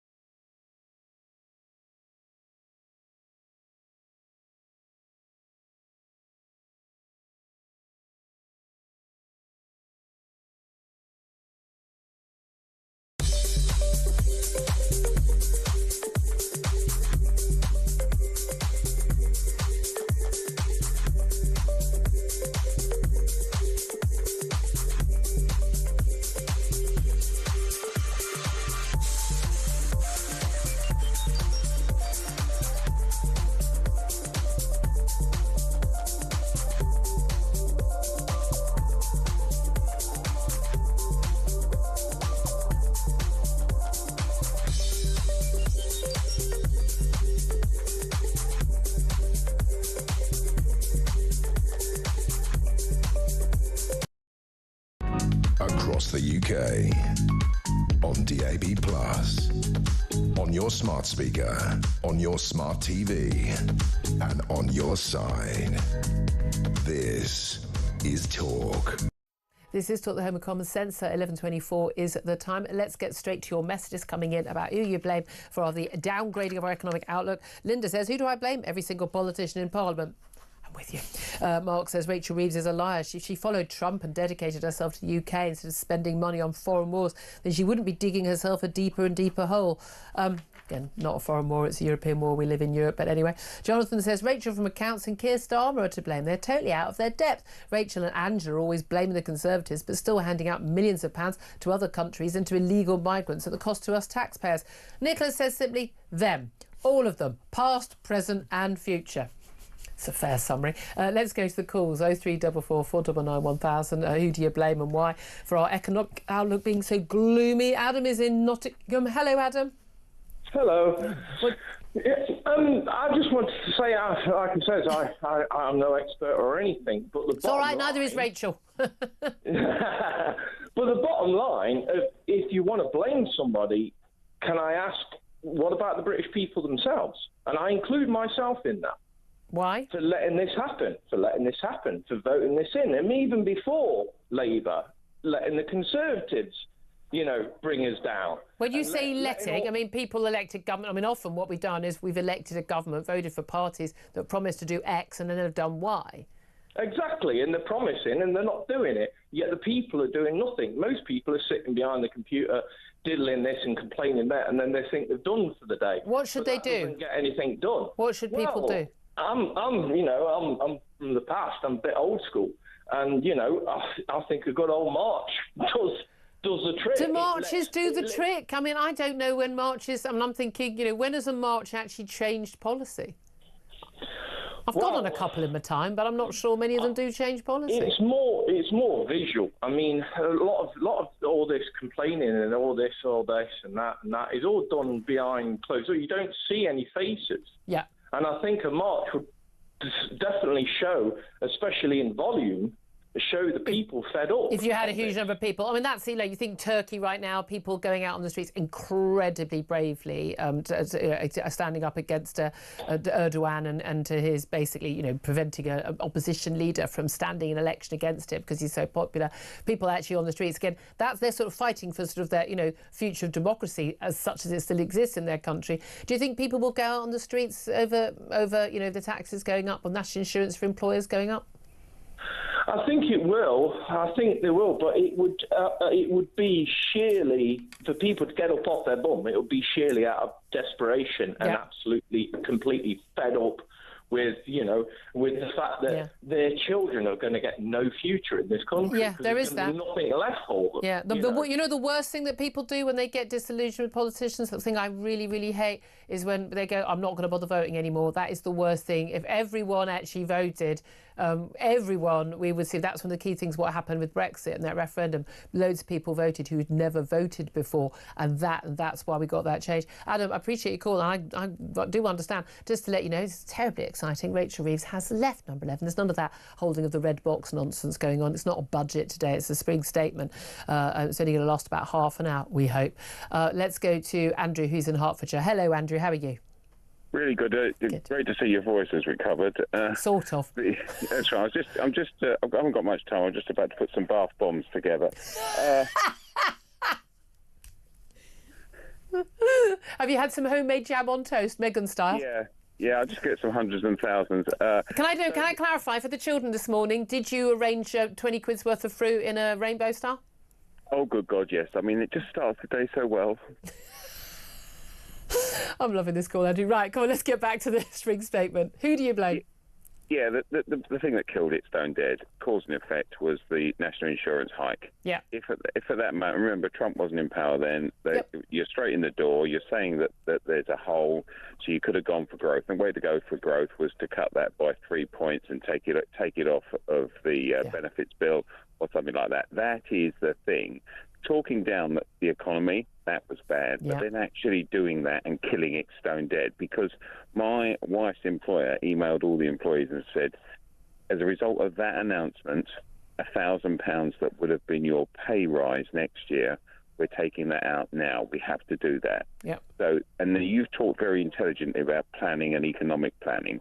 Nobody can actually run their business to report to the shareholders, deliver value when you've got that sort of hike in the business. You have to forecast for it. Yeah. And that's what's killed the economy. And this is the key thing, is that when you've got people who have never run a business, not worked in the private sector at a proper level, that they simply don't understand how people who run businesses, whether you are, the local builder who's got a couple of lads working for him, or whether you're a nail salon, or whether you're running you've got 100 people on your payroll, or 20,000 on your payroll, that those tiny little percentage point differences, or lowering the threshold, that was a key part of it, lowering the threshold, at which point you start paying national insurance, employer contributions, that adds up to thousands of pounds per employee.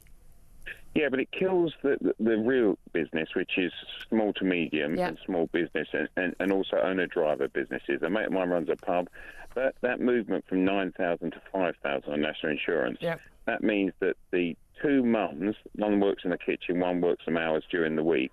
Because of that, they don't employ them anymore. They've got to find something else because and they're doing more shifts. So he does a couple of shifts now in the kitchen, and his wife does the 2 evenings. So that and those two people now are economically inactive. Yep. How's that working out? I know it's so basic, and that will have been played out, in every business across the country. And it seems to me to be, that most of the Labour haven't got a clue about this. They really, really don't. Bearing in mind, by the way, the Tories putting up national insurance, took it down, put it up. I mean, we've had chaos for the last few years. But Andrew, great call. Thank you very much indeed. You keep going with those bath bombs, because anyone coming to stay at your home will expect that from now on. Mind you, right now, the time is the right time to find out how you could be in with a chance of winning Oasis tickets at Wembley this summer, plus £10,000. How do you fancy winning tickets to the hottest gig of the century? Here at Talk, we're giving you the chance to bag yourself a pair of tickets to Oasis at Wembley this summer. Plus, we're giving away a whopping 10 grand and putting you up for the weekend in a London hotel. All you need to do is text the word prize to 83338 and you're in the draw. Alternatively, you can enter by post. Once again, all you need to do is text the word prize to 83338 or you can enter by post. Good luck. 18 plus UK excluding Northern Ireland. Enter by text for £2 plus one standard network charge by 11 p.m. on the 7th of April 2025. Or post your name and number to Oasis Competition, PO Box 3190. Colchester CO2 8GP to arrive by 5 p.m. on the 10th of April 2025. Full terms and conditions at talksport.com. This is a News Broadcasting Network promotion. Good luck to you with that competition. 11:32 is the time. We're going to take a quick break. Up next, going to talk to a former Labour Party spokesman. Also going to talk to Chris Snowdon of the Institute of Economic Affairs about that rather strange Motability scheme, which seems to account for about 1 in 6 new cars in this country, because apparently we're all disabled now. We'll talk about that. This is Talk, Home of Common Sense.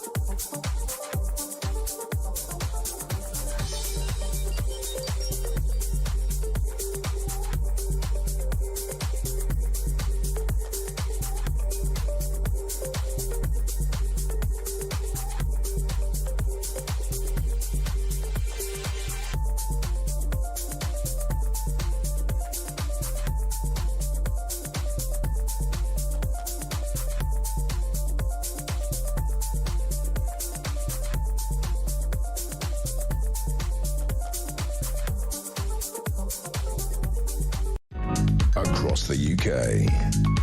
On DAB+, on your smart speaker, on your smart TV, and on your side. This is Talk. Good morning, welcome back to show 11:34 is the time. I'm Julia Hartley-Brewer. Claire Pearsall is still with me. Just before we go to the next call, it is interesting talking about small businesses and how many people just feel that this is what Rachel Reeves has done is created these problems in the Spring Statement. Do you expect that anything in the Spring Statement is going to alleviate the problem for small businesses?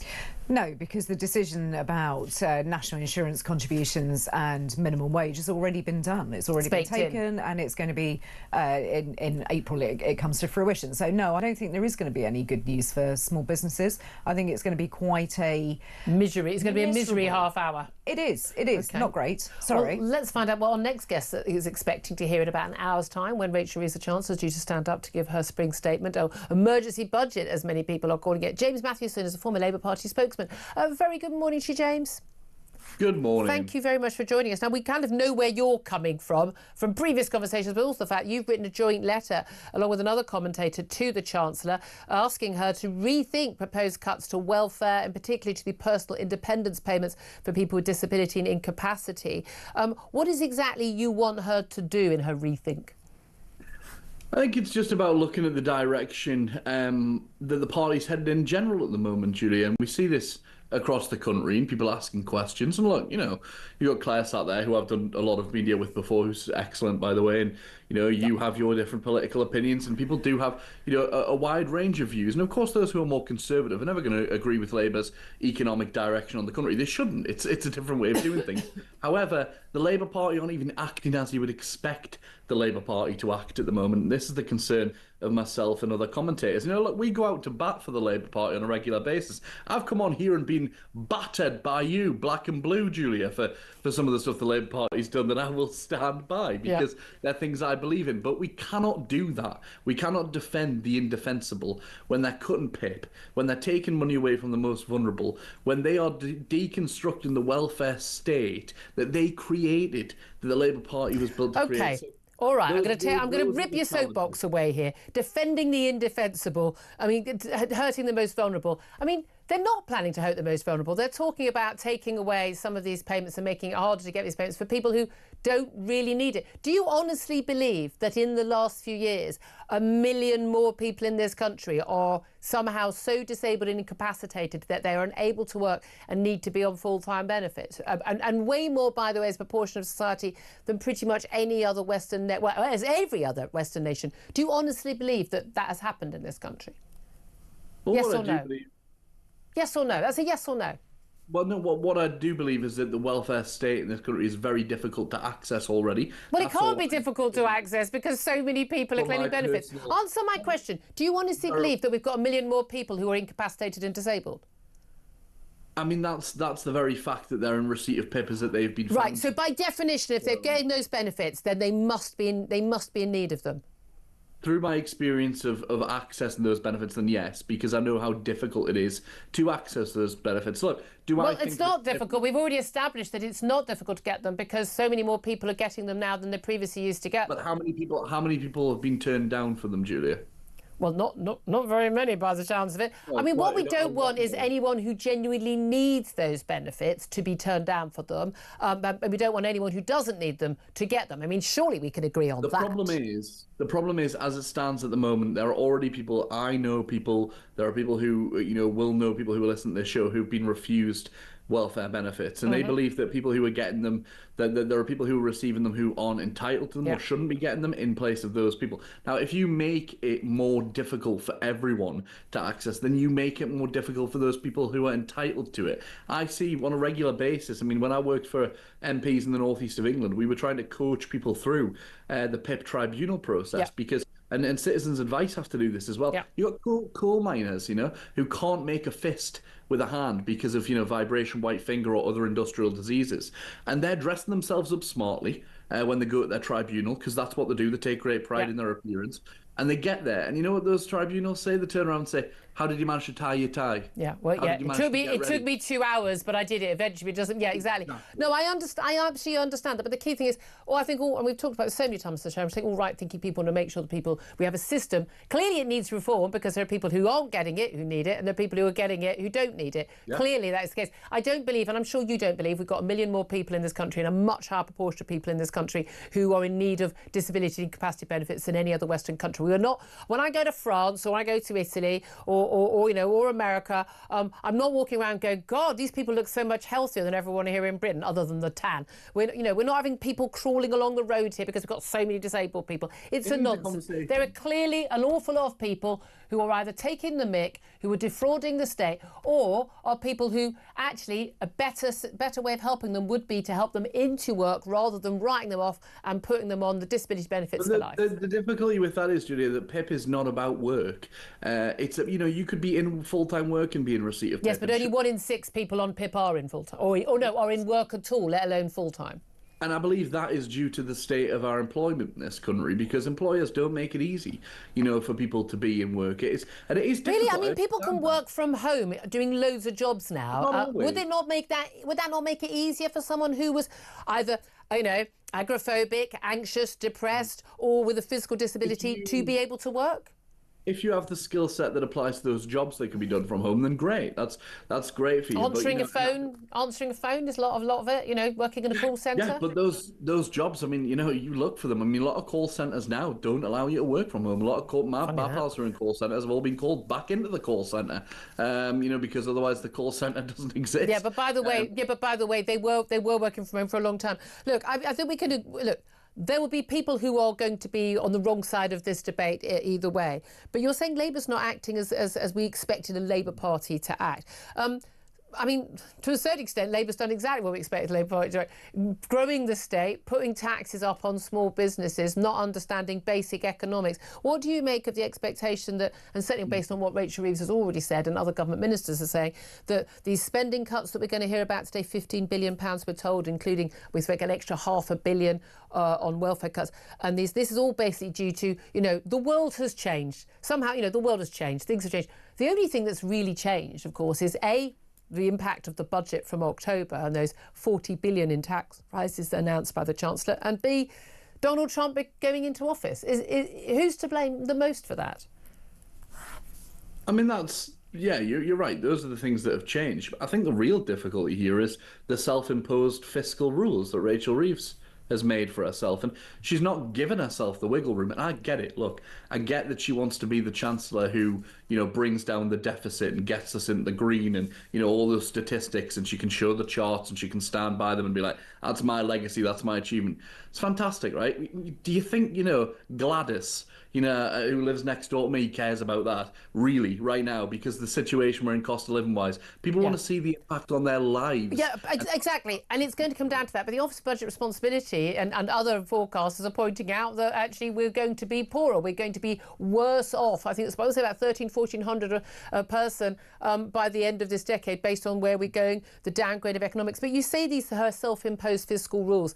They're not self-imposed. They're imposed by the bond markets, the gilt markets. At the end of the day, the international markets will decide whether or not you can carry on borrowing. And when we're spending £100 billion a year paying the interest on our debt, not even paying off a penny of the debt, then I'm afraid there's a limit to what you can borrow. There is a limit, of course there is. But the way that... Well, then they're not her self-imposed fiscal rules, then, are they? No, but the way that she can do that and the way she can move things around, she has boxed herself in, and it was done during the election as well with, the kind of commitment to the triple lock on taxes with the working people, various things like that were made, in haste, I think. And there was this desperation. It was always going to be Labour's downfall, was this desperation to prove credibility on the economy. How's that worked out for you? It has haunted the Labour Party consistently, on doorsteps across the country. All we heard was, you crash the economy, you crash the economy. I believe that was an expert bit of spin by David Cameron and George Osborne in the austerity. But this is the thing. The economy crashed on Gordon Brown's watch a few years after he said we've ended boom and bust. It was partly down to the fact that he helped push, not just in Britain but around the world, deregulation of banking, which allowed that to happen and to happen at such a great impact. But equally, the Tories had to pick up the mess from that. But equally, you're picking up a lot of the mess from what has happened in terms of lockdown policies, which have put us in dire financial straits, which Labour pushed for just as much, in fact, harder for. And of course, the Ukraine war, which again has a massive impact on us, and partly because of just world events, partly also because of our mad net zero policies, again, pushed by Tories, but massively supported and pushed on further by Labour, which have meant that we're more vulnerable to these impacts. I mean, a lot of us would just be sitting there going, a plague on all your houses. You're all utterly useless at all of it. That's my worry. That is my worry, Julia. Because honestly, you're absolutely right.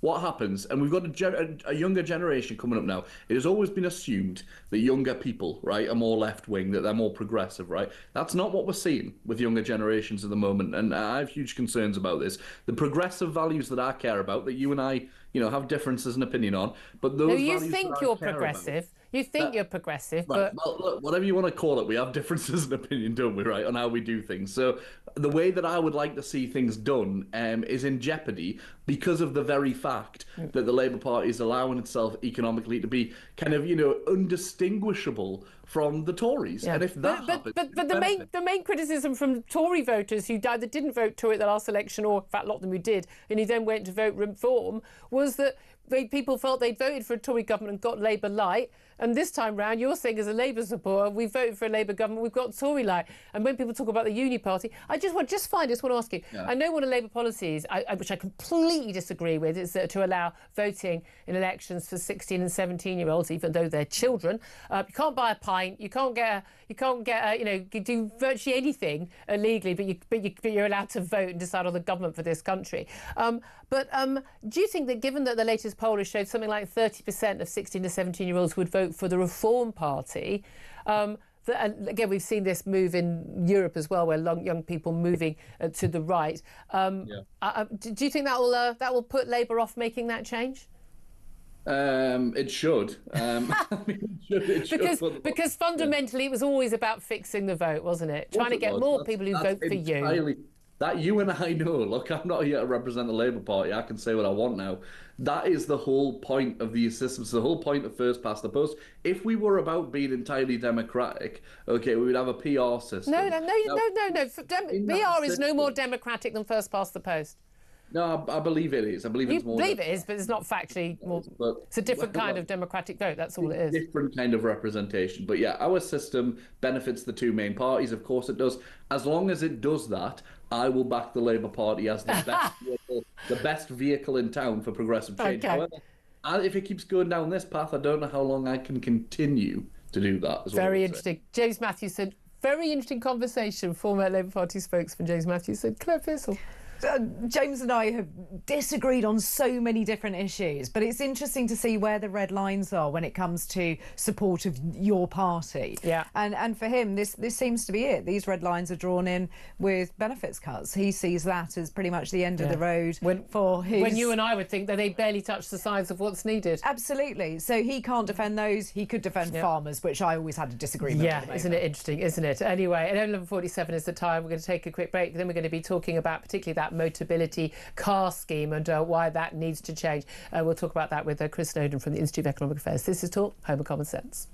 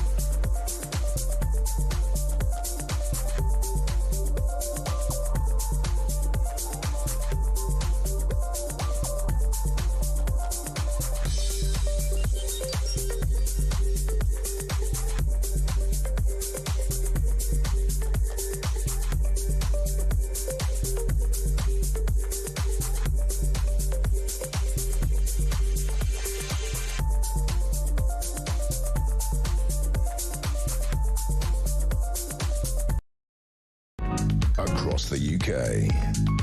On DAB+, on your smart speaker, on your smart TV, and on your side. This is Talk. This is Talk, the Home of Common Sense, for me, Julia Hartley-Brewer. Interestingly, the conversation we just had with James Mathewson, who's a former Labour Party spokesman, ties in very closely with our next topic, because he's talking about how unhappy he is with the Chancellor. We're worried about, spending cuts not being big enough, and tax rises are basically ruining our economy. His concern, like many of on the Labour benches we keep seeing, is that, can't have any cuts to benefits because all of these most people are the most vulnerable in society. But are they all? Because one of the announcements we do expect is there to be a major look at the Motability scheme. This is the scheme which basically provides vehicles to people who are disabled, who are unable to perhaps live a normal life without a vehicle. But extraordinary number of those vehicles are now on the road. Something like 1 in 6 new cars sold in this country are under this scheme. It is costing billions. And it's costing you and me. Well, let's talk about this with Chris Snowdon. He's head of lifestyle economics at the Institute of Economic Affairs, the free market think tank. Good morning to you, Chris. Morning, Julia. Thank you for joining us. We are being asked to believe, are we not, that huge numbers of people in this country, way more than there were, say, 5-10 years ago, and certainly way more than any other Western nation, have such incapacitated ability to work and are so disabled they cannot possibly go to work and must be on personal dependence payments to not work. And by the way, most of those people don't work, and only 1 in 6 do work part-time or not. But they also must apparently be eligible for a car. Huge numbers of people are now eligible for this Motability scheme. Explain how it works and how many people are actually getting them. Well, this is another well-meaning scheme that has turned into a racket as word gets around about what you need to say and do in order to take advantage of the benefit system. So we have over 9 million people who are of working age but economically inactive. It is one of the major problems for the economy, possibly you could argue the biggest problem facing the economy, because they're not only taking out a lot of money from the welfare system, they're not paying any tax, and they could be. And we don't know how many people legitimately could work. But when you have people going on, as they have been last week or two, talking about, the most vulnerable people, it's a kind of bleeding stump strategy, as they call it. You focus on the hard cases who genuinely do deserve support to distract attention from all the people who are ripping off the system. But most people can see, probably just knowing people down their street, that the system is being massively exploited. We've got to stop being naive about this and clamp down. I don't think we should be clamping down on the rate of benefits. I think actually benefits should be going up in line with inflation. Yes. We need to crack down on... I thought that was the strangest thing. That was something that Rachel Reeves was looking at. Like, why would you cut the rate? People, these benefits barely touch the sides for a lot of people. It might be, someone get 8 or 9 grand if you're on the maximum of PIP, which sounds, is nothing compared to most people's bills. But of course, a lot of those people will also be eligible for, the housing benefit and this benefit, the council tax discount and this discount, and the car, and actually an awful lot of the outgoings a lot of people have, they don't have to pay for. But the Motability scheme, I mean, that I think we can all understand if someone is, physically disabled and they cannot live anything close to a normal life without a car and they can't afford one themselves, that it would seem perfectly reasonable. But these cars routinely now to people who are claiming a mental health disability, even a learning disability like autism or ADHD, and even to people who are on, bizarrely, high incomes. Yeah, I was pretty much unaware of this scam until a few weeks ago. And I happened, on the day I was reading about it, I happened to be down the pub and I mentioned it to somebody almost at random. And immediately he came back and said, yeah, my mate's son, who's 17, got autism. He's just picked up the cars to his Audi A1 this week. What? So whether that shows you the scale, I don't know, but it seemed a bit of a coincidence. And no shame attached to it as well. I shouldn't have thought so. No. I mean, but that's one of the key things, isn't it? Not that people should be ashamed if they need something, but people kind of playing the system and like, you're the mug for not playing the system. But this thing, I think most of us simply can't work out. I don't know why someone with autism or ADHD would need to have a free car. And it's not just a free car. I mean, people have to put down a deposit, don't they? And you can, it's famous, you can put down 7 grand and get a top of the range Beamer or something. But you also get, your MOT, you get your tax, you get your insurance. It can be licensed for up to 2 other drivers, so carers can drive you. I mean, they'll pay for repairs, you name it. I mean, these are huge costs for ordinary households. It's a cushy deal, whichever way you slice it. And I think middle-class do-gooders are a bit naive about how much the welfare system in general gets taken advantage of. People have been coming out saying, oh, the amount of fraud is like 0%. So, well, firstly, the amount of fraud is never 0% in any walk of life. And secondly, we're not really talking about fraud as such. We're not what the government defines as fraud. We're talking about people who could actually be working or don't need a free car, getting a free car and getting benefits. That's what people see. And it's difficult with things like autism and ADHD because, again, you can always find really extreme cases of somebody who just like cannot go on public transport or something. But by allowing people to do that, you then allow vastly more people who can go in with there's various symptoms that, let's face it, are quite easy to fake or for kind of well, they're unverifiable, aren't they? I feel anxious going on the bus. Then have a free car. A good day today, that kind of thing. Yeah. Yeah, I mean, that's the problem, isn't it? People know how the system works, and particularly since there are websites which are coaching people. We need to be a lot tougher on this, I'm afraid, and it will probably involve some of these hard cases getting caught up in it. Hopefully not. And you can be sure that the media will be focusing on the edge cases. Yeah. But got to do something about this, and it starts with not being so soft and gullible. Well, and it is gullibility, and I think, frankly, a lot of it is quite patronising, sort of the middle class, sort of progressive things. But we've got 815,000 people now use the Motability scheme. There are more than 700,000 vehicles on the road. Customer numbers have surged 30% in 5 years. 30% in 5 years. I mean, have people noticed disability going up 30% in the last 5 years? No, I mean, most of this is, again, mental health. It used to be backache, then it was stress, now it's anxiety, depression and ADHD. But even the company themselves, they have found that there are people, non-disabled relatives, regularly using the vehicles. They're going to have stricter rules, but they booted more than 5,000 users off the scheme themselves, showing, because they couldn't, sort of sometimes tracking and realising these people are, it's late night runs and things. These people are clearly not disabled. But this is the thing. I mean, there will be people who need it. We want to make sure those people who get their scheme, but it's now been totally and utterly, I mean, it's something that people no longer trust. And that breakdown of trust between taxpayers and people who are vulnerable is a dangerous thing. It's a dangerous thing because you get to a tipping point where people who are not ripping off the system start to feel like mugs. And you get otherwise law-abiding, reasonable people just start thinking, well, everybody else is doing it, I should too. Yeah. Absolutely. Just want to finally ask you, a new survey of 2,000 hybrid workers who work some at home, some are not at home. A third of them say they take fewer sick days than when working full-time in the office, apparently. So they have fewer stress-related symptoms like stomach pain or headaches. I mean, what a surprise, because you can get away with, you're not having to do the journey into work, and you can get away with it at home because no one will notice. I mean, what a surprise. So apparently it's better if everyone works from home all the time, as far as I can tell. I tell you what I will say about this. I think it's quite an interesting finding. I'm not sure about all this stress stuff, but I was a bit ill for a few weeks ago, and I work from home most of the time. I'm obviously not in physical labour. No one will have him.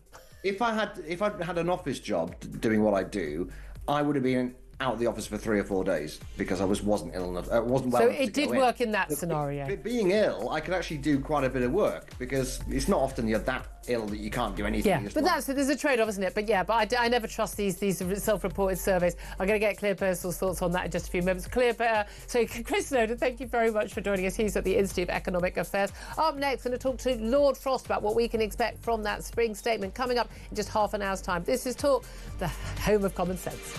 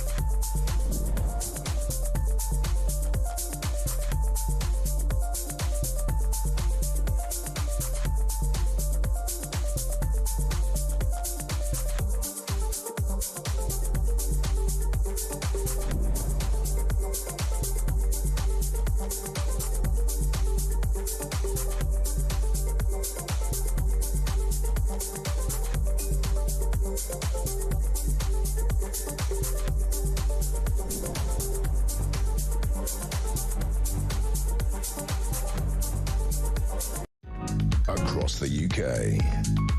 On DAB+, on your smart speaker, on your smart TV, and on your side. This is Talk.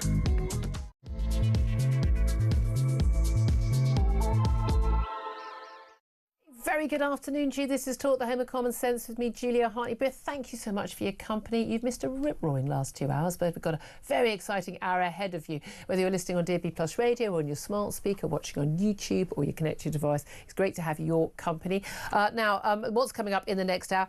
Right now, the Prime Minister is on his feet. The start of Prime Minister's questions, as usual. We like you too much. We don't take it live, but our political commentator, my Talk colleague, of course, Peter Cardwell, is watching it. He'll be coming into the studio after 12:30 to tell us what's been going on, and also keeping a watching brief on what is being said in the spring statement by the Chancellor, Rachel Reeves. She will be getting up at around, we think, 12:35 today.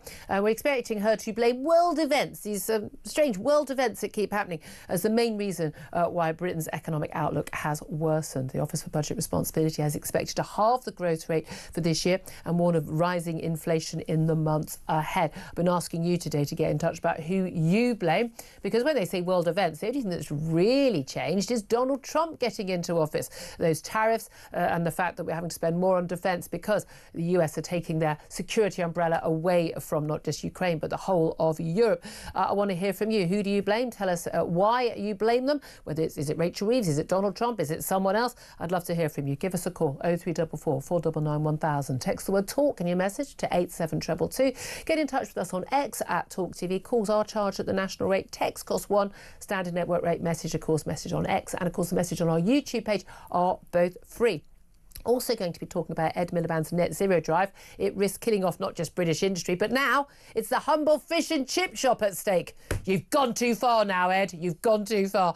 Plus, the University of Essex has been fined £585,000 by the higher education regulator. Why? Well, for failing to uphold freedom of speech. It follows the case of Professor Kathleen Stock, who left the university in 2021 after being accused of transphobia for simply pointing out that, you know, men can't become women and women can't become men, because that's a bad thing, apparently, knowing facts. And we're going to actually, I would say, talk about all of what actually comes out in that spring statement a little bit later with Peter Cardwell. But I'm delighted to say, still joining me in the studio is Claire Pearsall, former Conservative government advisor. And we're also joined, a regular appearance now, which I'm delighted to say as well, Lord Frost. David Frost is a Conservative peer and former Cabinet Office Minister and former Chief Brexit negotiator. Very big welcome to you. Great to be here. I'm assuming, it, depending on one's political point of view, that the reason we've got this poor economic outlook, as someone actually pointed out on social media or suggested on social media, it's all down to Brexit. That's what they always say. I'm blessed. I likened him to one of those Japanese fighters in the jungle 45 years later finding out the war has ended. That's right. It's the only thing they can say. But if you look back at our economy over the last couple of decades, really, and indeed all the other European economies, growth has been falling, productivity has been falling. Labour have been moaning about that for the last 10 years. And what do they do? They come in and do a load of things that make it even worse. And that's what Rachel Reeves is now having to deal with today. Because this is a spring, it's not a budget. There's no sort of posing with the red box. It's a spring statement. It's supposed to be it's not going to be the full sort of hour. It's going to be probably about half an hour. So we're not going to get tax rises, because that's what you hear in a budget. Of course, we're only about, a week and a half away from the next tax year. But we're going to be dealing with she's going to be dealing with, and the rest of us by extension, basically the problem she created with her budget in October, in particular, those £40 billion in tax rises. That's crucially, right. 25 billion of those hitting businesses. Literally a tax on jobs, lowering the threshold for national insurance payments to be made by employers, and raising the rate as well. £25 billion that cost.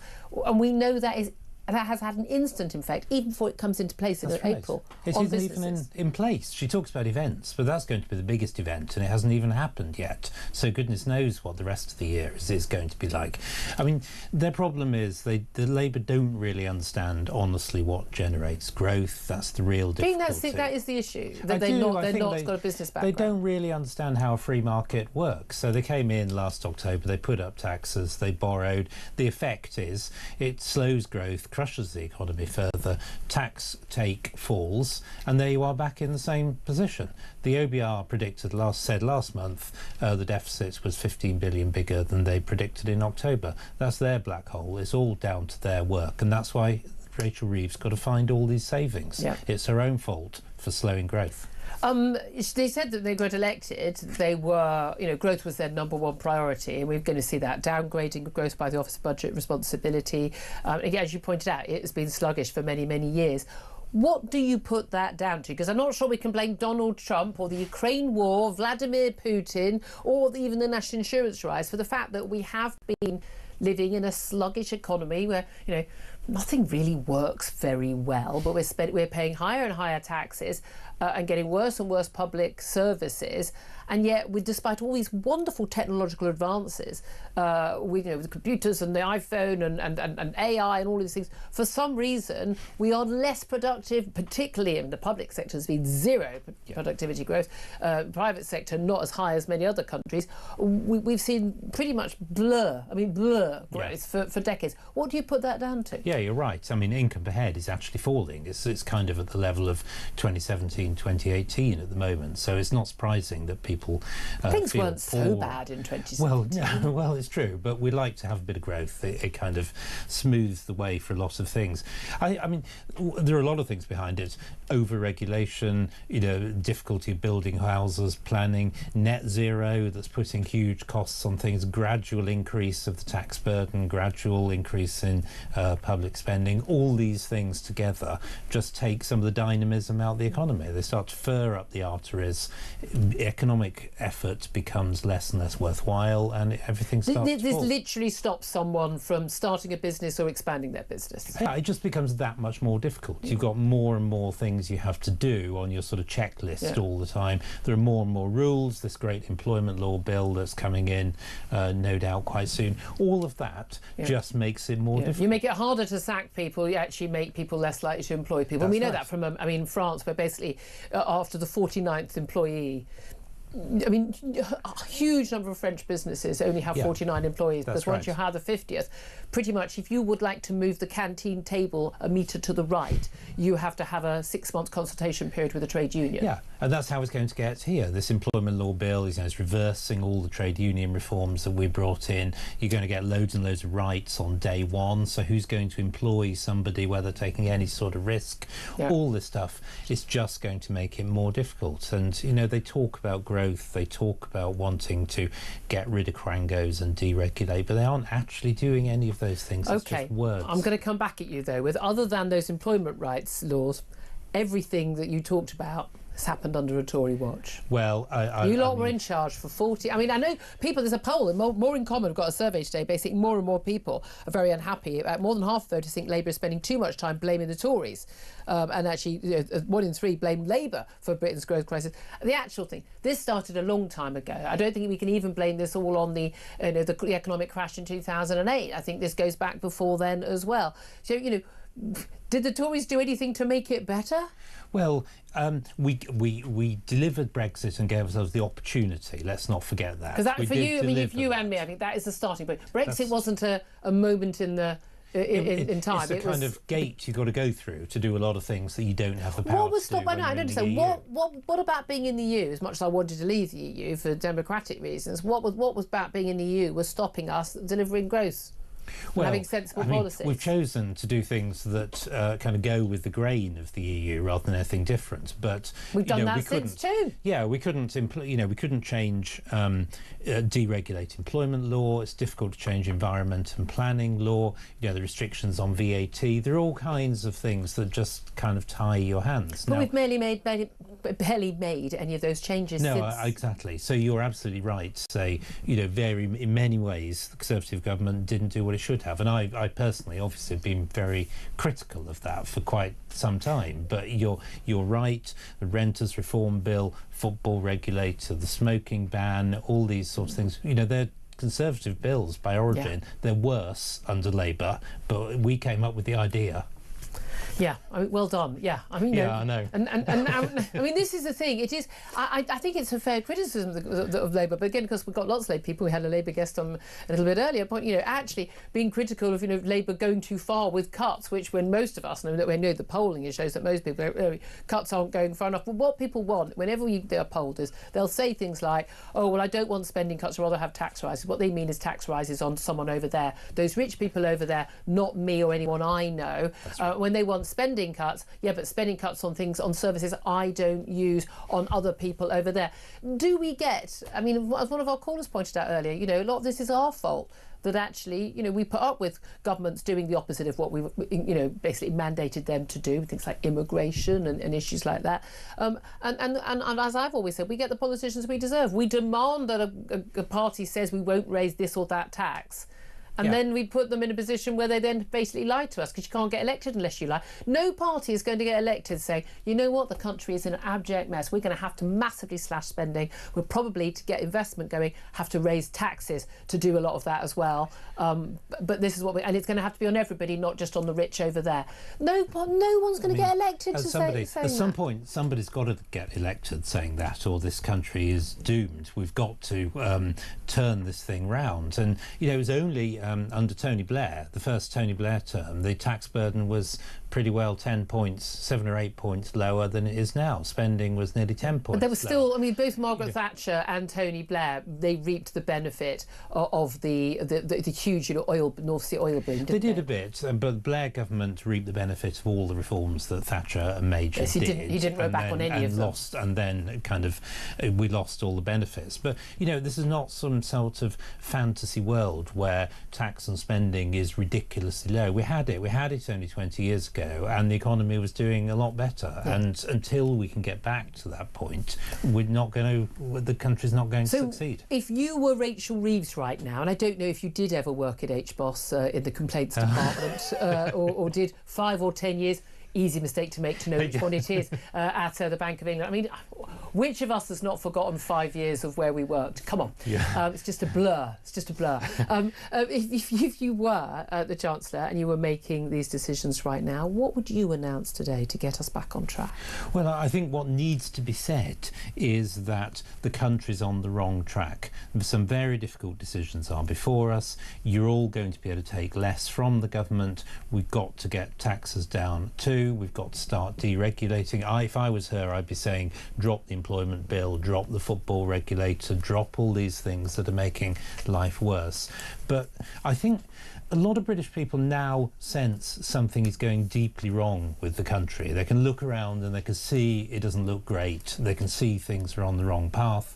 And I think there's room for a politician that says, you know what, you're right. Things are going the wrong path. It is going to be difficult to get out of it, but it's the only way to make the country better. We've seen in Argentina, have we not, that actually, he's getting sort of clapped in and out of restaurants because people, and he said, look, we're going to have to massively cut spending. There's going to be taxes going up, and people thought, people might say that, but when he actually went in to do it, he'll be unpopular. No, because he's getting the country back on track. That's right, and people can see it quickly. It's come in really quickly. He abolished rent controls, which everyone said would be a disaster. The result is there are many, many more houses and apartments to rent, so rents have actually fallen. So, you just got to let the market work. These things do work. Lots of experience tells us it works. It is strange. Again, you've been a wonderful advocate, for free speech as well, and you've been writing about a lot of issues, in my view. But we agree with each other a lot, because obviously he's right. That's where I'm coming from. No, but proven by the facts. And it really is interesting how often we're having to talk now about how we're having to fight once again for democratic values, for free speech values, for that, but also having to fight once again for free market, for capitalism, because so many. It was always the case, wasn't it? Okay, your average 14-year-old who gets excited about politics and we're like Wolfie Smith. Remember that TV series? That's ageing, I suppose, isn't it? But this idea, Citizen Smith, wasn't it? And it's this idea that smash the capitalists. And we see these demonstrations on campuses, and again, I think a lot of the anti-Israel thing is not only is anti-Semitic, but a lot of it's anti-capitalist, anti-America. There's this feeling that the markets are wrong, despite the blatant, obvious, provable fact that it is free market capitalism that has delivered the wealth that we do enjoy right now, that we are squandering? Yeah, I mean, a lot of people seem to believe that we've been living through some sort of kind of neoliberal free market madness in the last 20 years, and that capitalism is to blame for all our problems, whereas in fact it's collectivism that's created most of the problems. Now, to be fair, you know, a lot of people under 40 haven't had much out of the British economy in the last 20 years, and I can see why. Can't buy a house, why massive in debt from student they're debts. fed up. Yeah, all of that. But you know, to repeat, the way out of this is not to do more of those things, but to do less of them. To, you know, get the market working in house building, build more houses. And again, we so talk about, we don't want the government to build more houses. You want people to be able to build more houses and to build houses that people can afford, not these sort of 400 grand houses that George Osborne used to think were affordable. We need to get maybe to him. We need to get the market working. The market knows best what people need, and you know, so governments often get these decisions wrong. And you know, so housing is in effect a sort of state operation in this country now because of the way the planning laws work, and so it's obvious that it will be done badly, and a lot of people won't get what they want. I mean, I've had to deal with planning. Just, I mean, literally like a basement well that already existed. We were just literally changing the shape of it, and it took months to get permission and 3 years to get it signed off. And I paid 1,500 quid to the local council. I got one visit after 3 years to get it signed off, so I could actually have it in my paperwork that it's been signed off. Yeah. I mean, and that's for a basement well that's about the size of this table. Yes. I mean, God knows how you cope when you're trying to do a new housing development. Well, that's right. You know, planning. You know, the effect of planning controls is that land prices are extremely high. If you got planning permission, therefore people cut corners on building the houses. That's why we've got some of the most sort of unpleasant-looking, smallest housing in Europe, because anything will sell because the pressure is bad. You've got to let the market work. Look at all the great houses we built in this country in the 20s and 30s when it was much freer. Those are the houses people want to buy now if they could get the chance. We've got to get back to this, but we're a long way from it. Well, we're not going to get back to building anything if we're under net zero. Just finally, I want to talk about that because that is always the huge, big Ed Miliband-shaped elephant in the room, isn't it? Although, again, I mean, most of the Tory party officially signed up to that. And interesting to hear Kemi Badenoch actually speaking about it. And we know that Robert Jenrick, we know a rival for the Tory leadership, he actually halfway through his campaign said, you know, he'd come round to the idea, patting it down to me. I find this unlikely that he changed his views on net zero. But we aren't going to get anything sorted in our economy while we're still signed up to net zero, are we? Not in this way. I mean, you know, energy prices are the highest in Europe, electricity prices are the highest in the West. Industry is leaving the country, costs are being driven up for everybody. Happy Wednesday, everybody. I mean, I can see, it's interesting that even some Labour MPs now are beginning to sort of show a bit of disquiet. The Red Wall MPs realise the reality of this is, you know, reality will out. It's just a question of how long it takes for this government. Do we not need to just have sort of, I mean, again, I include Rachel Reeves in this, just a kind of an economics lesson, economics 101, some basic stuff about how things work and what things cost. I mean, every time I've tackled a Labour MP or a Tory MP about the cost of net zero, and again, they don't even know the difference between energy or electricity. They talk about these policies. They don't know what percentage of our energy use is fossil fuels currently. They don't know even the most basic facts. And yet they propagate. Surely we should expect that everybody, you know, before you're allowed to even vote on this stuff, can we establish that you have a vague understanding of what you're going to be voting on? Yeah, I mean, the propaganda campaign on net zero has been huge, and as you say, it's taken in all parties and most state institutions for quite a long time. No, that is very true and good. But it is really hard to get hard information, and you'll find people just sort of mouthing the view that, you know, wind farms cut costs and are better when it's obviously untrue. And when you Google these things, actually, it's amazing. It's just propaganda that comes up on the first 5 pages of Google. That's right. That's right. Absolutely fascinating. Well, you've always been very sane on an awful lot of these things. I'm feeling a bit depressed. I don't know about you, Claire Pearson, listening to all of that. We do have a listening problem. You worked in the last government, as a special advisor. What do you make of it? I mean, there you are. That's all we needed.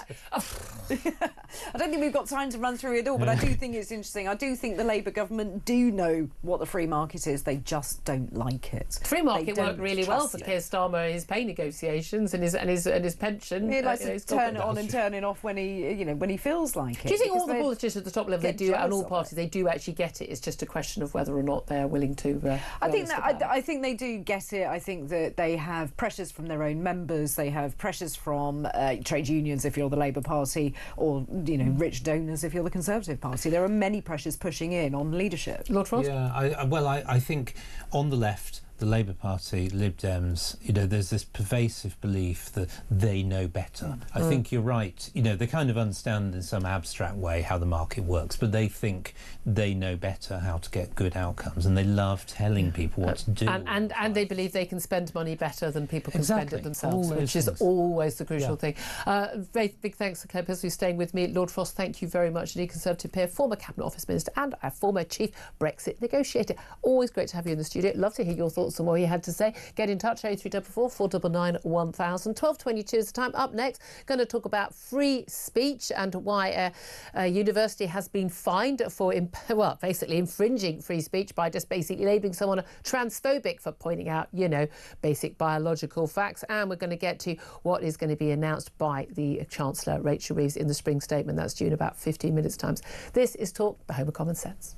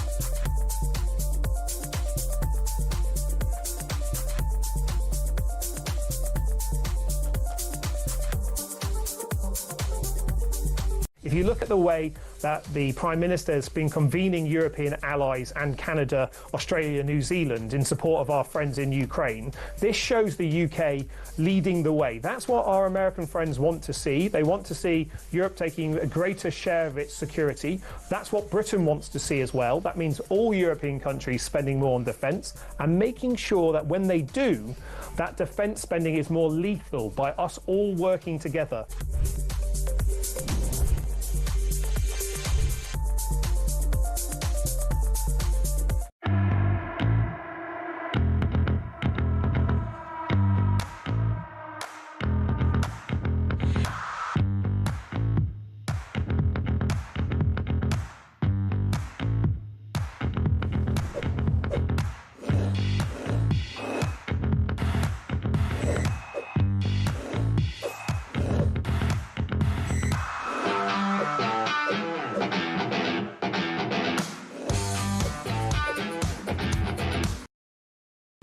Across the UK, on DAB+, on your smart speaker, on your smart TV, and on your side.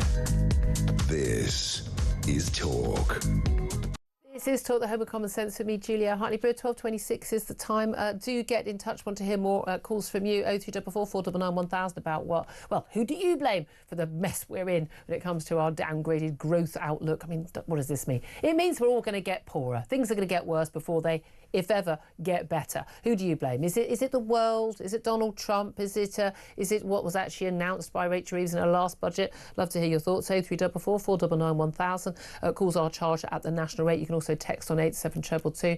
That's the standard network rate message cost for that. And of course, free on Twitter, on X, talkTV, and of course on our YouTube page as well. Right now, though, let's talk about what's definitely not free, and that is speech an awful lot of times on our university campuses. Unless, of course, you're being absolutely violently, virulently, threateningly anti-Semitic, when apparently you definitely do have a right to free speech, because our universities are, like in America, utterly messed up on this. But the University of Sussex has been fined a record £585,000 over allegations they failed to uphold free speech and academic freedom. Well, it's not allegations, they absolutely didn't uphold it. This relates to Kathleen Stock. She's a philosophy professor who was accused of transphobia for simply stating quite clearly and perfectly reasonably her views on sex and gender, i.e. that, of course, men can't become women and women can't become men, and trans women are not women, they are men. She was actually forced out of the university in 2021 after a 3-year campaign of absolutely outrageous bullying and character assassination. Well, let's talk about this with Amy Gallagher. She's a former NHS nurse, worked at the Tavistock. She's also a commentator at the New Culture Forum. Very, very good afternoon to you, Amy. Good afternoon, Julie. I'm really glad that after all these years, the Office for Students, the OFS, has actually conducted this full inquiry. I don't understand why it's taken 4 years for them to do. I'm not even entirely sure that £585,000 is enough of a fine for the outrageous treatment of Kathleen Stock. Yeah, I mean, this new ruling sends a strong message to UK universities that if you bow to the trans activist mob, there will be consequences. I think a lot of universities have been acting with the assumption that if they're cowards about this issue, they will face no ramifications. But this shows that actually, if you're a coward on these issues, you have to pay, actually. And it also highlights the issue of policy, because this shows how the way in which the policy was written, that their transgender and non-binary policy effectively made it impossible for people to express their gender critical views. Well, no, express biological fact. But let's call it what it is. Yeah, biological fact, or just to be critical of gender ideology. Because the way in which these policies are written, and it's not just a case of UK universities, it's in the NHS and all across other institutions. Police everywhere, Yeah, is that they will say things like, we understand that there are people whose biological sex does not match with their gender identity. We understand that there are people who are transgender, non-binary or gender fluid. But if you believe in biological reality or you're critical of gender ideology, you don't accept that. And actually, there's no shared understanding of what those terms mean. And these policies are written as though they are accepted as fact, which means that if you have these views, you're essentially disagreeing with policy. And that's what a lot of professors and people in the NHS are put in this position, whereas if you express these views, you're disagreeing with the policy. So it's really important in highlighting that, actually. Yeah, but again, we know from the Forstater case, the Employment Tribunal, and then, of course, it went all the way to the higher levels of the courts. It is, I find it bizarre, it's protected philosophical belief that people have biological sex and it is immutable and unchangeable and real. It's not a belief, it is a fact. I mean, that's my thing. I'm perfectly happy to accept there are people who believe they're born in the wrong body, or believe that they are non-binary, or believe they're gender fluid, but they're not. And they can believe whatever they want, and they can dye their hair blue and have as many nose rings as they want. I don't care. I don't care what you wear. I don't care. But don't involve me in your fantasy. I'm just not interested. I'm quite happy to be just as polite and respectful to you as I would to anybody else. But me being respectful doesn't involve me having to pretend to believe something I know not to be true. That is a step too far. And I know an awful lot of women like me, J.K. Rowling and others, and I'm pretty sure you as well, and Claire Pearson within the studio. Fine, if you want to put me in prison for refusing to play along with that, fair enough. But I will not pretend to believe that. But what's so fascinating, the response from the university's Vice-Chancellor, Sasha Rosenil, condemned the findings, confirmed they're going to mount a legal challenge, saying the findings mean that it is now virtually impossible for universities to prevent abuse, harassment or bullying on our campuses. By the way, the same claims they've made about, we can't prevent anti-Semitism if you don't allow us to do this. It means universities cannot protect groups subject to harmful propaganda or determine that stereotyped assumptions should not be relied upon in the university curriculum. And said the fine was wholly disproportionate, and said that free speech absolutism is as the fundamental, that the regulator had decreed free speech absolutism as the fundamental principle for universities. But they're not talking about free speech absolutism as if someone could, threaten to kill someone or say anything they want. We are simply, or be abusive. We're talking about someone being allowed to state men can't become women, women can't become men, and you're not, you can put a dress on, but it doesn't make you a woman biologically or in any other way. That's not free speech absolutism. No, of course not. This Vice-Chancellor's claim is absolutely ridiculous. The university still has to operate within the law. It's just this new ruling is just saying all this extra stuff on top about transgenderism is infringing on other people's right to free speech. That's the point. Yeah. I mean, she's made some remarkable claims, this Vice-Chancellor. She's actually said, she's claimed, I mean, this is such a well-worn tactic. She's saying that this ruling is perpetuating the culture wars. They always say this. Yeah. It's not perpetuating. They started the culture wars. They wrote this policy that meant that people couldn't even express their basic facts that biological sex exists. Yeah. And then when people push back and say, actually, I've got an issue with this, like Catherine They're the baddies. Yeah. Yeah, they're the baddies. Catherine Stock is a very mild-mannered person. She's just essentially, put this within the context of philosophy. She's not saying anything extreme, and yet just the fact that she has said that, she's perpetuating the culture. Yeah, and we know she's not the only one. She wasn't the first. She's not the last. People who, especially in academia, but across the board, civil service, police, NHS, everywhere, it's happening all the time. Non-stop tribunals, Free Speech Union, thankfully, often helping with a lot of these cases. But people, basically being hounded out of their job. The bullying that she had to leave that university. The bullying was off the scale. Her route from her home to her office was just surrounded by jeering, very aggressive bullies, accusing her of something which she had not done, a transphobia, of being a bigot, posters up everywhere, being basically supported by the university authorities and her union in doing that, the harassment of it. It was absolutely outrageous what happened to her, and unless a woman would have cowed to that, and I'm very impressed that she didn't. But it is extraordinary. We hear about it's culture wars. I've yet to hear of a single trans person or a supporter of trans ideology who's been hounded out of their job, and yet it's happening on a daily basis to people who are simply standing up for not against trans people, but for women. Yeah, it's remarkable. I mean, the Vice-Chancellor has come out today and said that that in removing their transgender policy, it will mean that minorities will face abuse. And yet there's no reference. I mean, it's so ironic that there's no reference to the abuse that Dr. Kathleen Stock experienced. Yeah. She's a lesbian professor, so her sexual orientation puts her within a minority. And the abuse she experienced was, I mean, there were people wearing balaclavas, people were setting flares, they were writing stock out, they were putting up posters. It became untenable for her to even be able to go into the university grounds. Yeah. And yet there's no reference to that within this claim that they care about abuse. What a surprise. What a surprise. Amy Gallagher, thank you so much. You've always been a fine voice in this, former nurse commentator at the New Culture Forum. Quick word from Claire Pearsall on this. I hate the way that a university believes it has the right to shut down debate and conversation about subjects like this. It's very weird, isn't it? But also the idea that free speech involves people bullying and harassing a woman because a teacher because of her views. It's just extraordinary. Again, I'd love to hear from someone who's been hounded out because of their pro-trans views, because it never seems to happen. It seems to go the other way around only. I don't want them to be. I want people to want to debate. Here's the thing: the people shutting down the debate are always the people with the weakest arguments. Just to let you know that Rachel Reeves is now on her feet with her spending statement.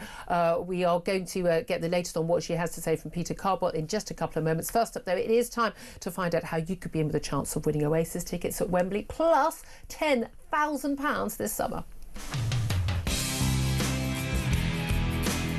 How'd you fancy winning tickets to the hottest gig of the century? Here at Talk, we're giving you the chance to bag yourself a pair of tickets to Oasis at Wembley this summer. Plus, we're giving away a whopping 10 grand and putting you up for the weekend in a London hotel. All you need to do is text the word prize to 83338 and you're in the draw. Alternatively, you can enter by post. Once again, all you need to do is text the word prize to 83338 or you can enter by post. Good luck. 18 plus UK excluding Northern Ireland. Enter by text for £2 plus one standard network charge by 11 p.m. on the 7th of April 2025. Or post your name and number to Oasis Competition, PO Box 3190. Colchester CO2 8GP to arrive by 5 p.m. on the 10th of April 2025. Full terms and conditions at talksport.com. This is a News Broadcasting Network promotion. Very good luck with that. We're going to take a quick break. We'll be back with Peter Cobble and Claire Pearsall to find out what Rachel Reeves has had to say in her spring statement. This is Talk.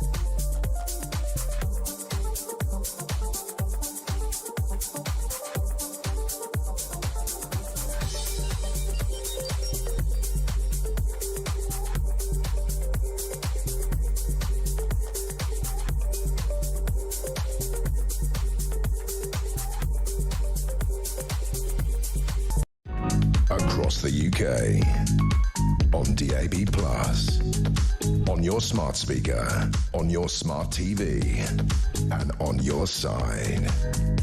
This is Talk. This is indeed Talk, the home of common sense for me, Julia Hartley-Brewer. 12:38 is the time. Claire Pearsall still with us, former Conservative Government Advisor. Delighted to be joined now by Peter Cobble, Talk presenter, of course, long-time political commentator as well. You can leave your earpiece in and you can listen to Rachel Reeves. OK, well, who do you want to listen to? Do you want to listen to Rachel Reeves or me? What a choice. Well, I mean, you put me on the spot. Let's put that out it's hard to think, who would I rather listen to? I think it's probably you. Least listen to, isn't it? Rachel Reeves is on her feet, post-PMQs. These sort of days, when it's a budget or a spring statement, no one really pays attention to PMQs, do they? They pay attention to what the Chancellor is saying.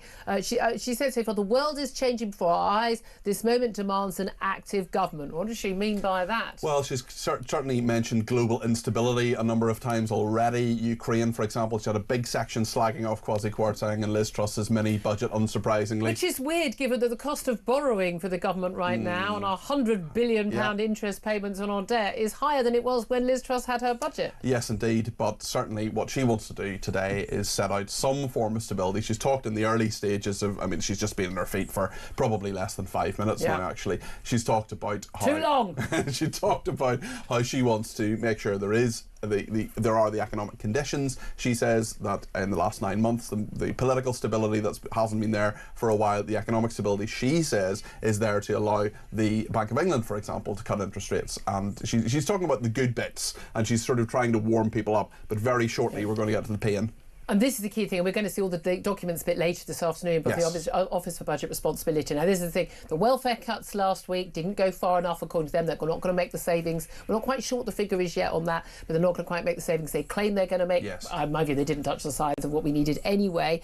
But also just the growth outlook being downgraded. And that has massive impacts for government spending. It certainly does, and it's all about how much money she has. And what Labour did at the election was they bet the farm on 2.5% growth. They're not going to get that. We heard it was 2%. We think it's probably going to be 1% from the Office of Budgetary Responsibility today.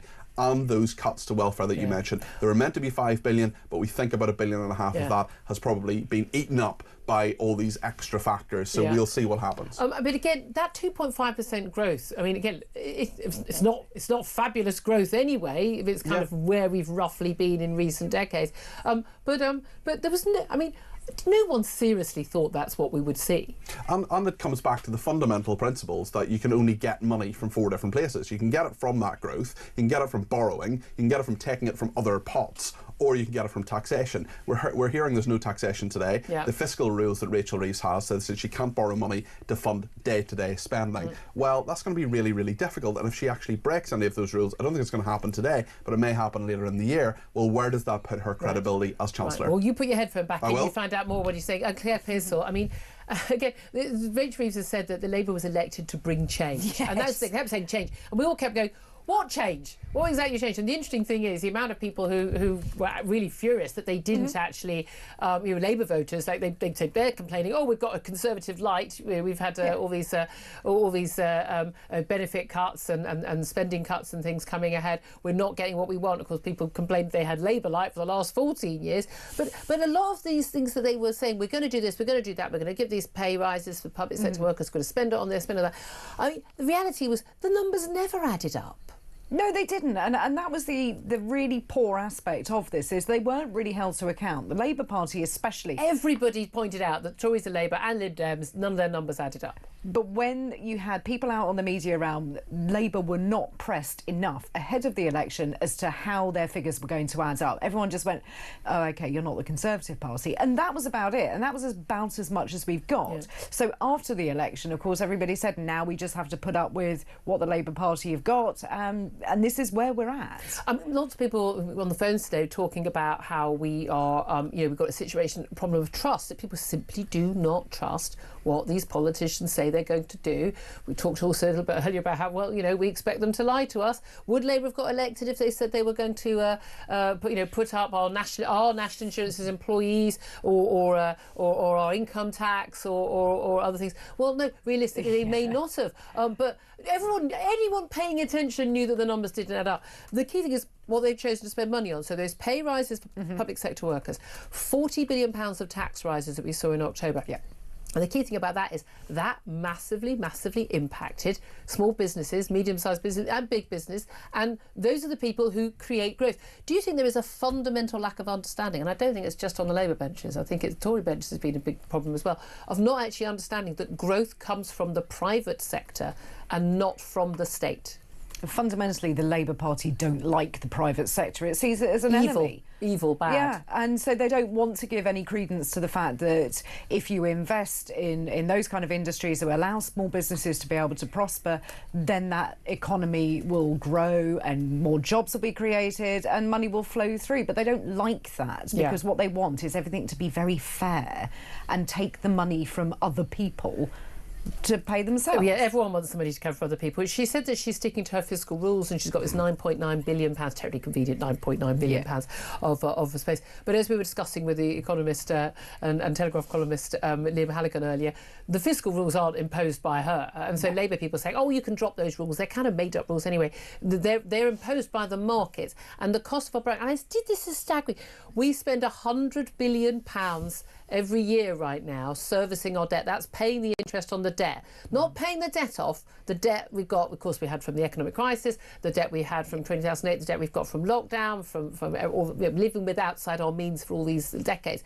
But we've got this just huge sum of money that's being paid. And as Liam Halligan pointed out, this is the equivalent to us taking out an interest-only mortgage to cover the debts, cover the interest payments on the interest-only mortgage we've already got on the house. We're just double mortgaging. But at the end of the day, we're paying more for that debt. It costs us more to service that debt than it did under Liz Truss's, post-Liz Truss's budget. Liz Truss was ousted. She only lasted 49 days in office because of that budget.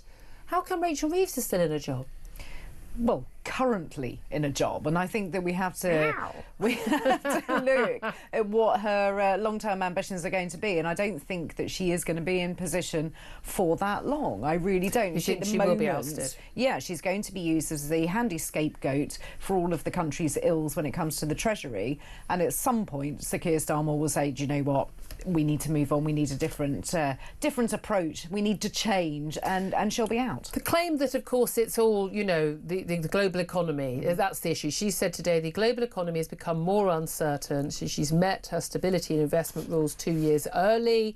Now, I mean, the world has become more uncertain, but the global economy, but largely down to Trump. Now, it was interesting this morning, government ministers, including the Defence Secretary and others, going out of their way to not say it's because of Trump, because saying, well, it's because of the Ukraine war. Well, I mean, you know, fighting in the Ukraine war has been going on for 3+ years now, or whether it's down to, you know, this or that in the economy. Well, you know, we've been paying this much for this or that for years.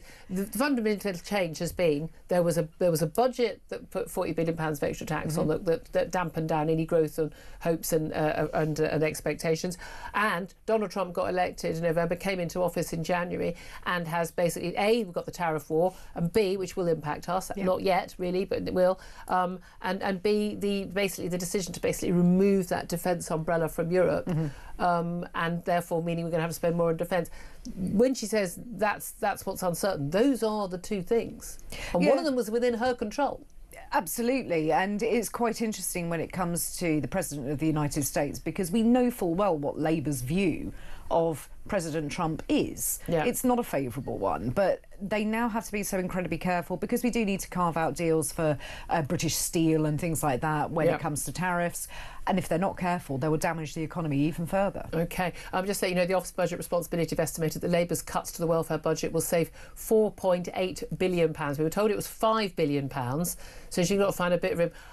We're hearing so many different figures. Where she says she reckons, and God bless her for thinking this, that the government's budget will move from a deficit of £36 billion this tax year, and it's going to move by 2029, by the time of the next election, to a budget surplus of £9.9 billion. I'm going to tell you this right now, it won't. There you go. 12:47 is time. I'm going to take a quick break. We're going to find out what Peter Carboy makes of what she's had to say so far. That's up next. This is Talk.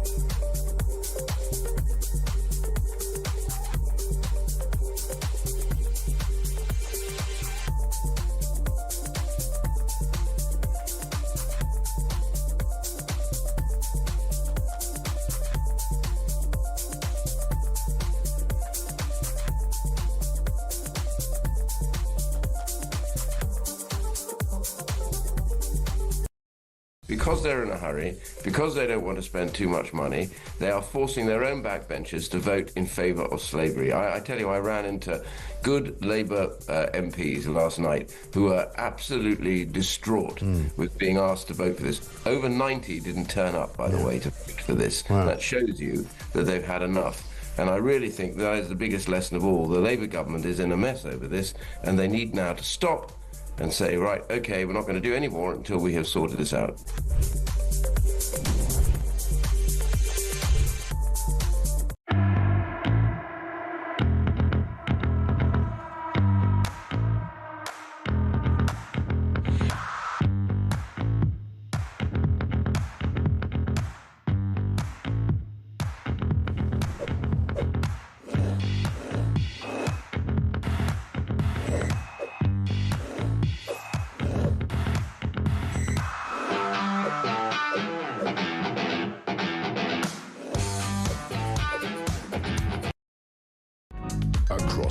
UK.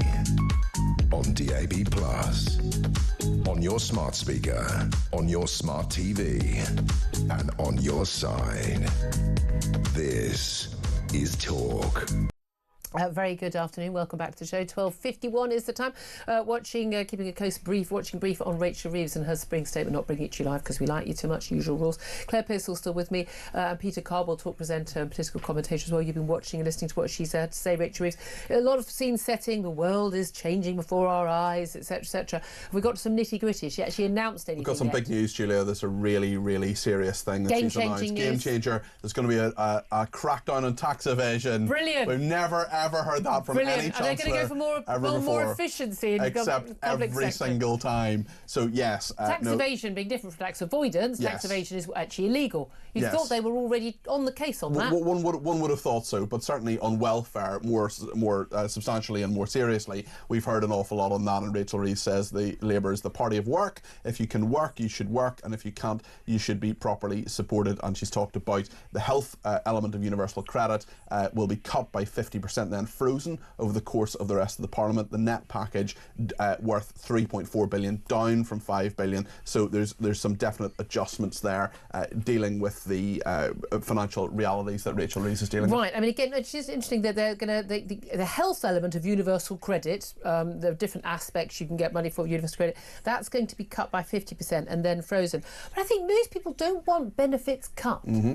What they want is that they want people not to be able to claim benefits they don't need or are not entitled to. Yeah, which is a completely different thing. And we'll get some tightening of that, I think, probably later in this statement. But certainly, you're right. It isn't about taking benefits away from people necessarily. It's saying that people who are swinging the lead or who could work should be encouraged back into work. There is some money. No, you see, that. I don't even like that encourage thing. No, you have to work. Well, there we are. That's what Rachel Reeves is talking about. So there are quite a lot. There's quite a lot happening here as well. And she's saying that increasing borrowing costs put the budget rules at risk, and she would have broken her fiscal rules had she not done the cuts that she's outlining at the moment in the House of Commons. Claire Pearsall, in terms of what we're hearing so far.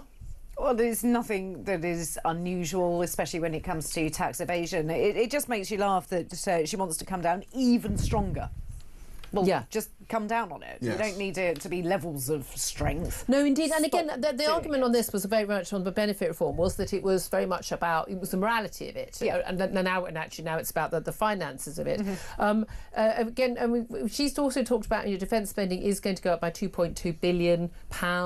But we know also foreign aid spending down to 0.3% of GDP. And I welcome that. I never thought it should be anything. But she did say that the UK economy is going to grow by just 1% this year.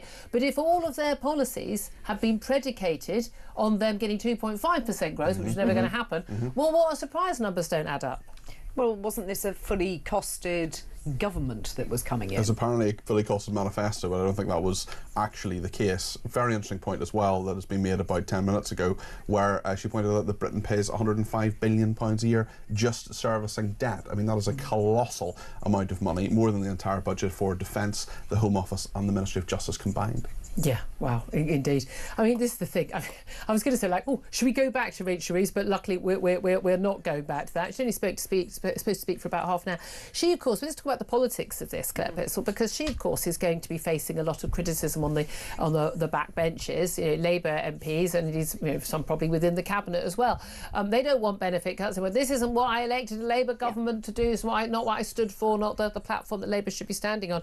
But the reality is, she doesn't make a lot of these choices herself, really. She has boxed herself in. There is the world economy. There is the realities of the bond markets, the gilt markets in particular. And fundamentally, she boxed herself in with her £40 billion of tax rises, which they seem absolutely intent on going ahead with, despite the damage being done already. Even before we've actually got to April, and those national insurance rises in terms of the percentage of employers paying for employer side, and also the lowering the threshold and the minimum wage coming in. If they're going ahead with that, then they've boxed themselves in. Well, yeah, they have. And also, to add insult to injury, the fact that she stated there would be no increases to the 3 main thresholds of tax throughout this Parliament. To put those kind of conditions around something in your first year, I think are really short-sighted. This is sixth form politics, probably not even as good as that. No, I've definitely seen better debates in this. Peter Caldwell, I mean, coming back to you, she is facing a difficult run here because we know, supposedly, she's the first woman chancellor, isn't she wonderful? Rachel Reeves, she's been embarrassed by the fact that her economic background is not as strong as she claimed. Half the amount of time on the Bank of England when she claimed, and it wasn't an economist at HBOS. We've had the Freebie Gate. There's been talk about there's been this sort of misogynistic undermining of senior female ministers. No, I mean, criticising and openly telling stories about people who are incompetent at their jobs and have lied on their CV, I don't think to be personally unreasonable. But do you think that actually she, that she's going to last the run?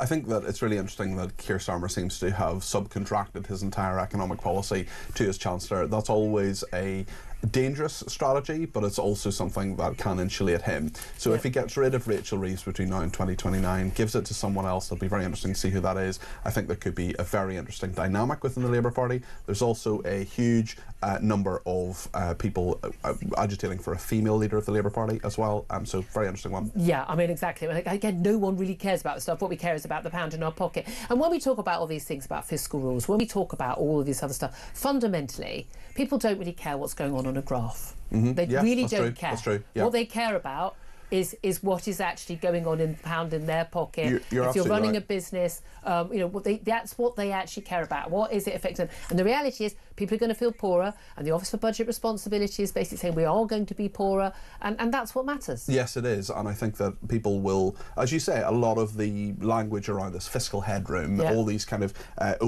even the Office of Budgetary Responsibility can't even say that. These things, I think, will be lost on a lot of people. What they'll think is, am I richer or poorer at the end of this? And today, I think people know. If you're on benefits, the answer is you're poorer. If you're, there won't be tax rises necessarily, but I think the pound that you give to the taxman won't go as far. No, exactly. And if public sector, services don't improve, but you're still paying more taxes, more and more people, of course, we know perfectly well they're going to be dragged. The fiscal drag, they're going to end up being dragged into higher tax thresholds. People who are on, salaries where they certainly do not feel wealthy. Absolutely. Will be paying the top rate. Well, the higher rate of tax, not the top rate of tax. The forecast from the Office for Budget Responsibility has just been announced. They forecast that inflation is going to average 3.2% this year. Again, 3.2%. It's not 11% where we were a few years back at the height of the Ukraine war when it was first launched. But we are still in. That is above. Was it 2% target? The Bank of England have got. 2% target is the that usual means one they're that they not want, going to be lowering interest rates. They don't lower interest rates, but again, that will also impact the cost of our borrowing and the payments that we're making on interest. For people who have a mortgage as well, who might think quite reasonably, wouldn't it be great if we are in better economic conditions? My mortgage might go down a bit because the rate of the interest rate might go down. So we'll see and also businesses that have borrowed money and are now seeing they're seeing their costs going up. And life's going to get more difficult for them on Tuesday with the national insurance rises. Yeah, absolutely. And of course, she's also it was a Office Budget Responsibility again, it's an independent body. They say that interest rates, inflation will fall back to 2% from 2027. A lot of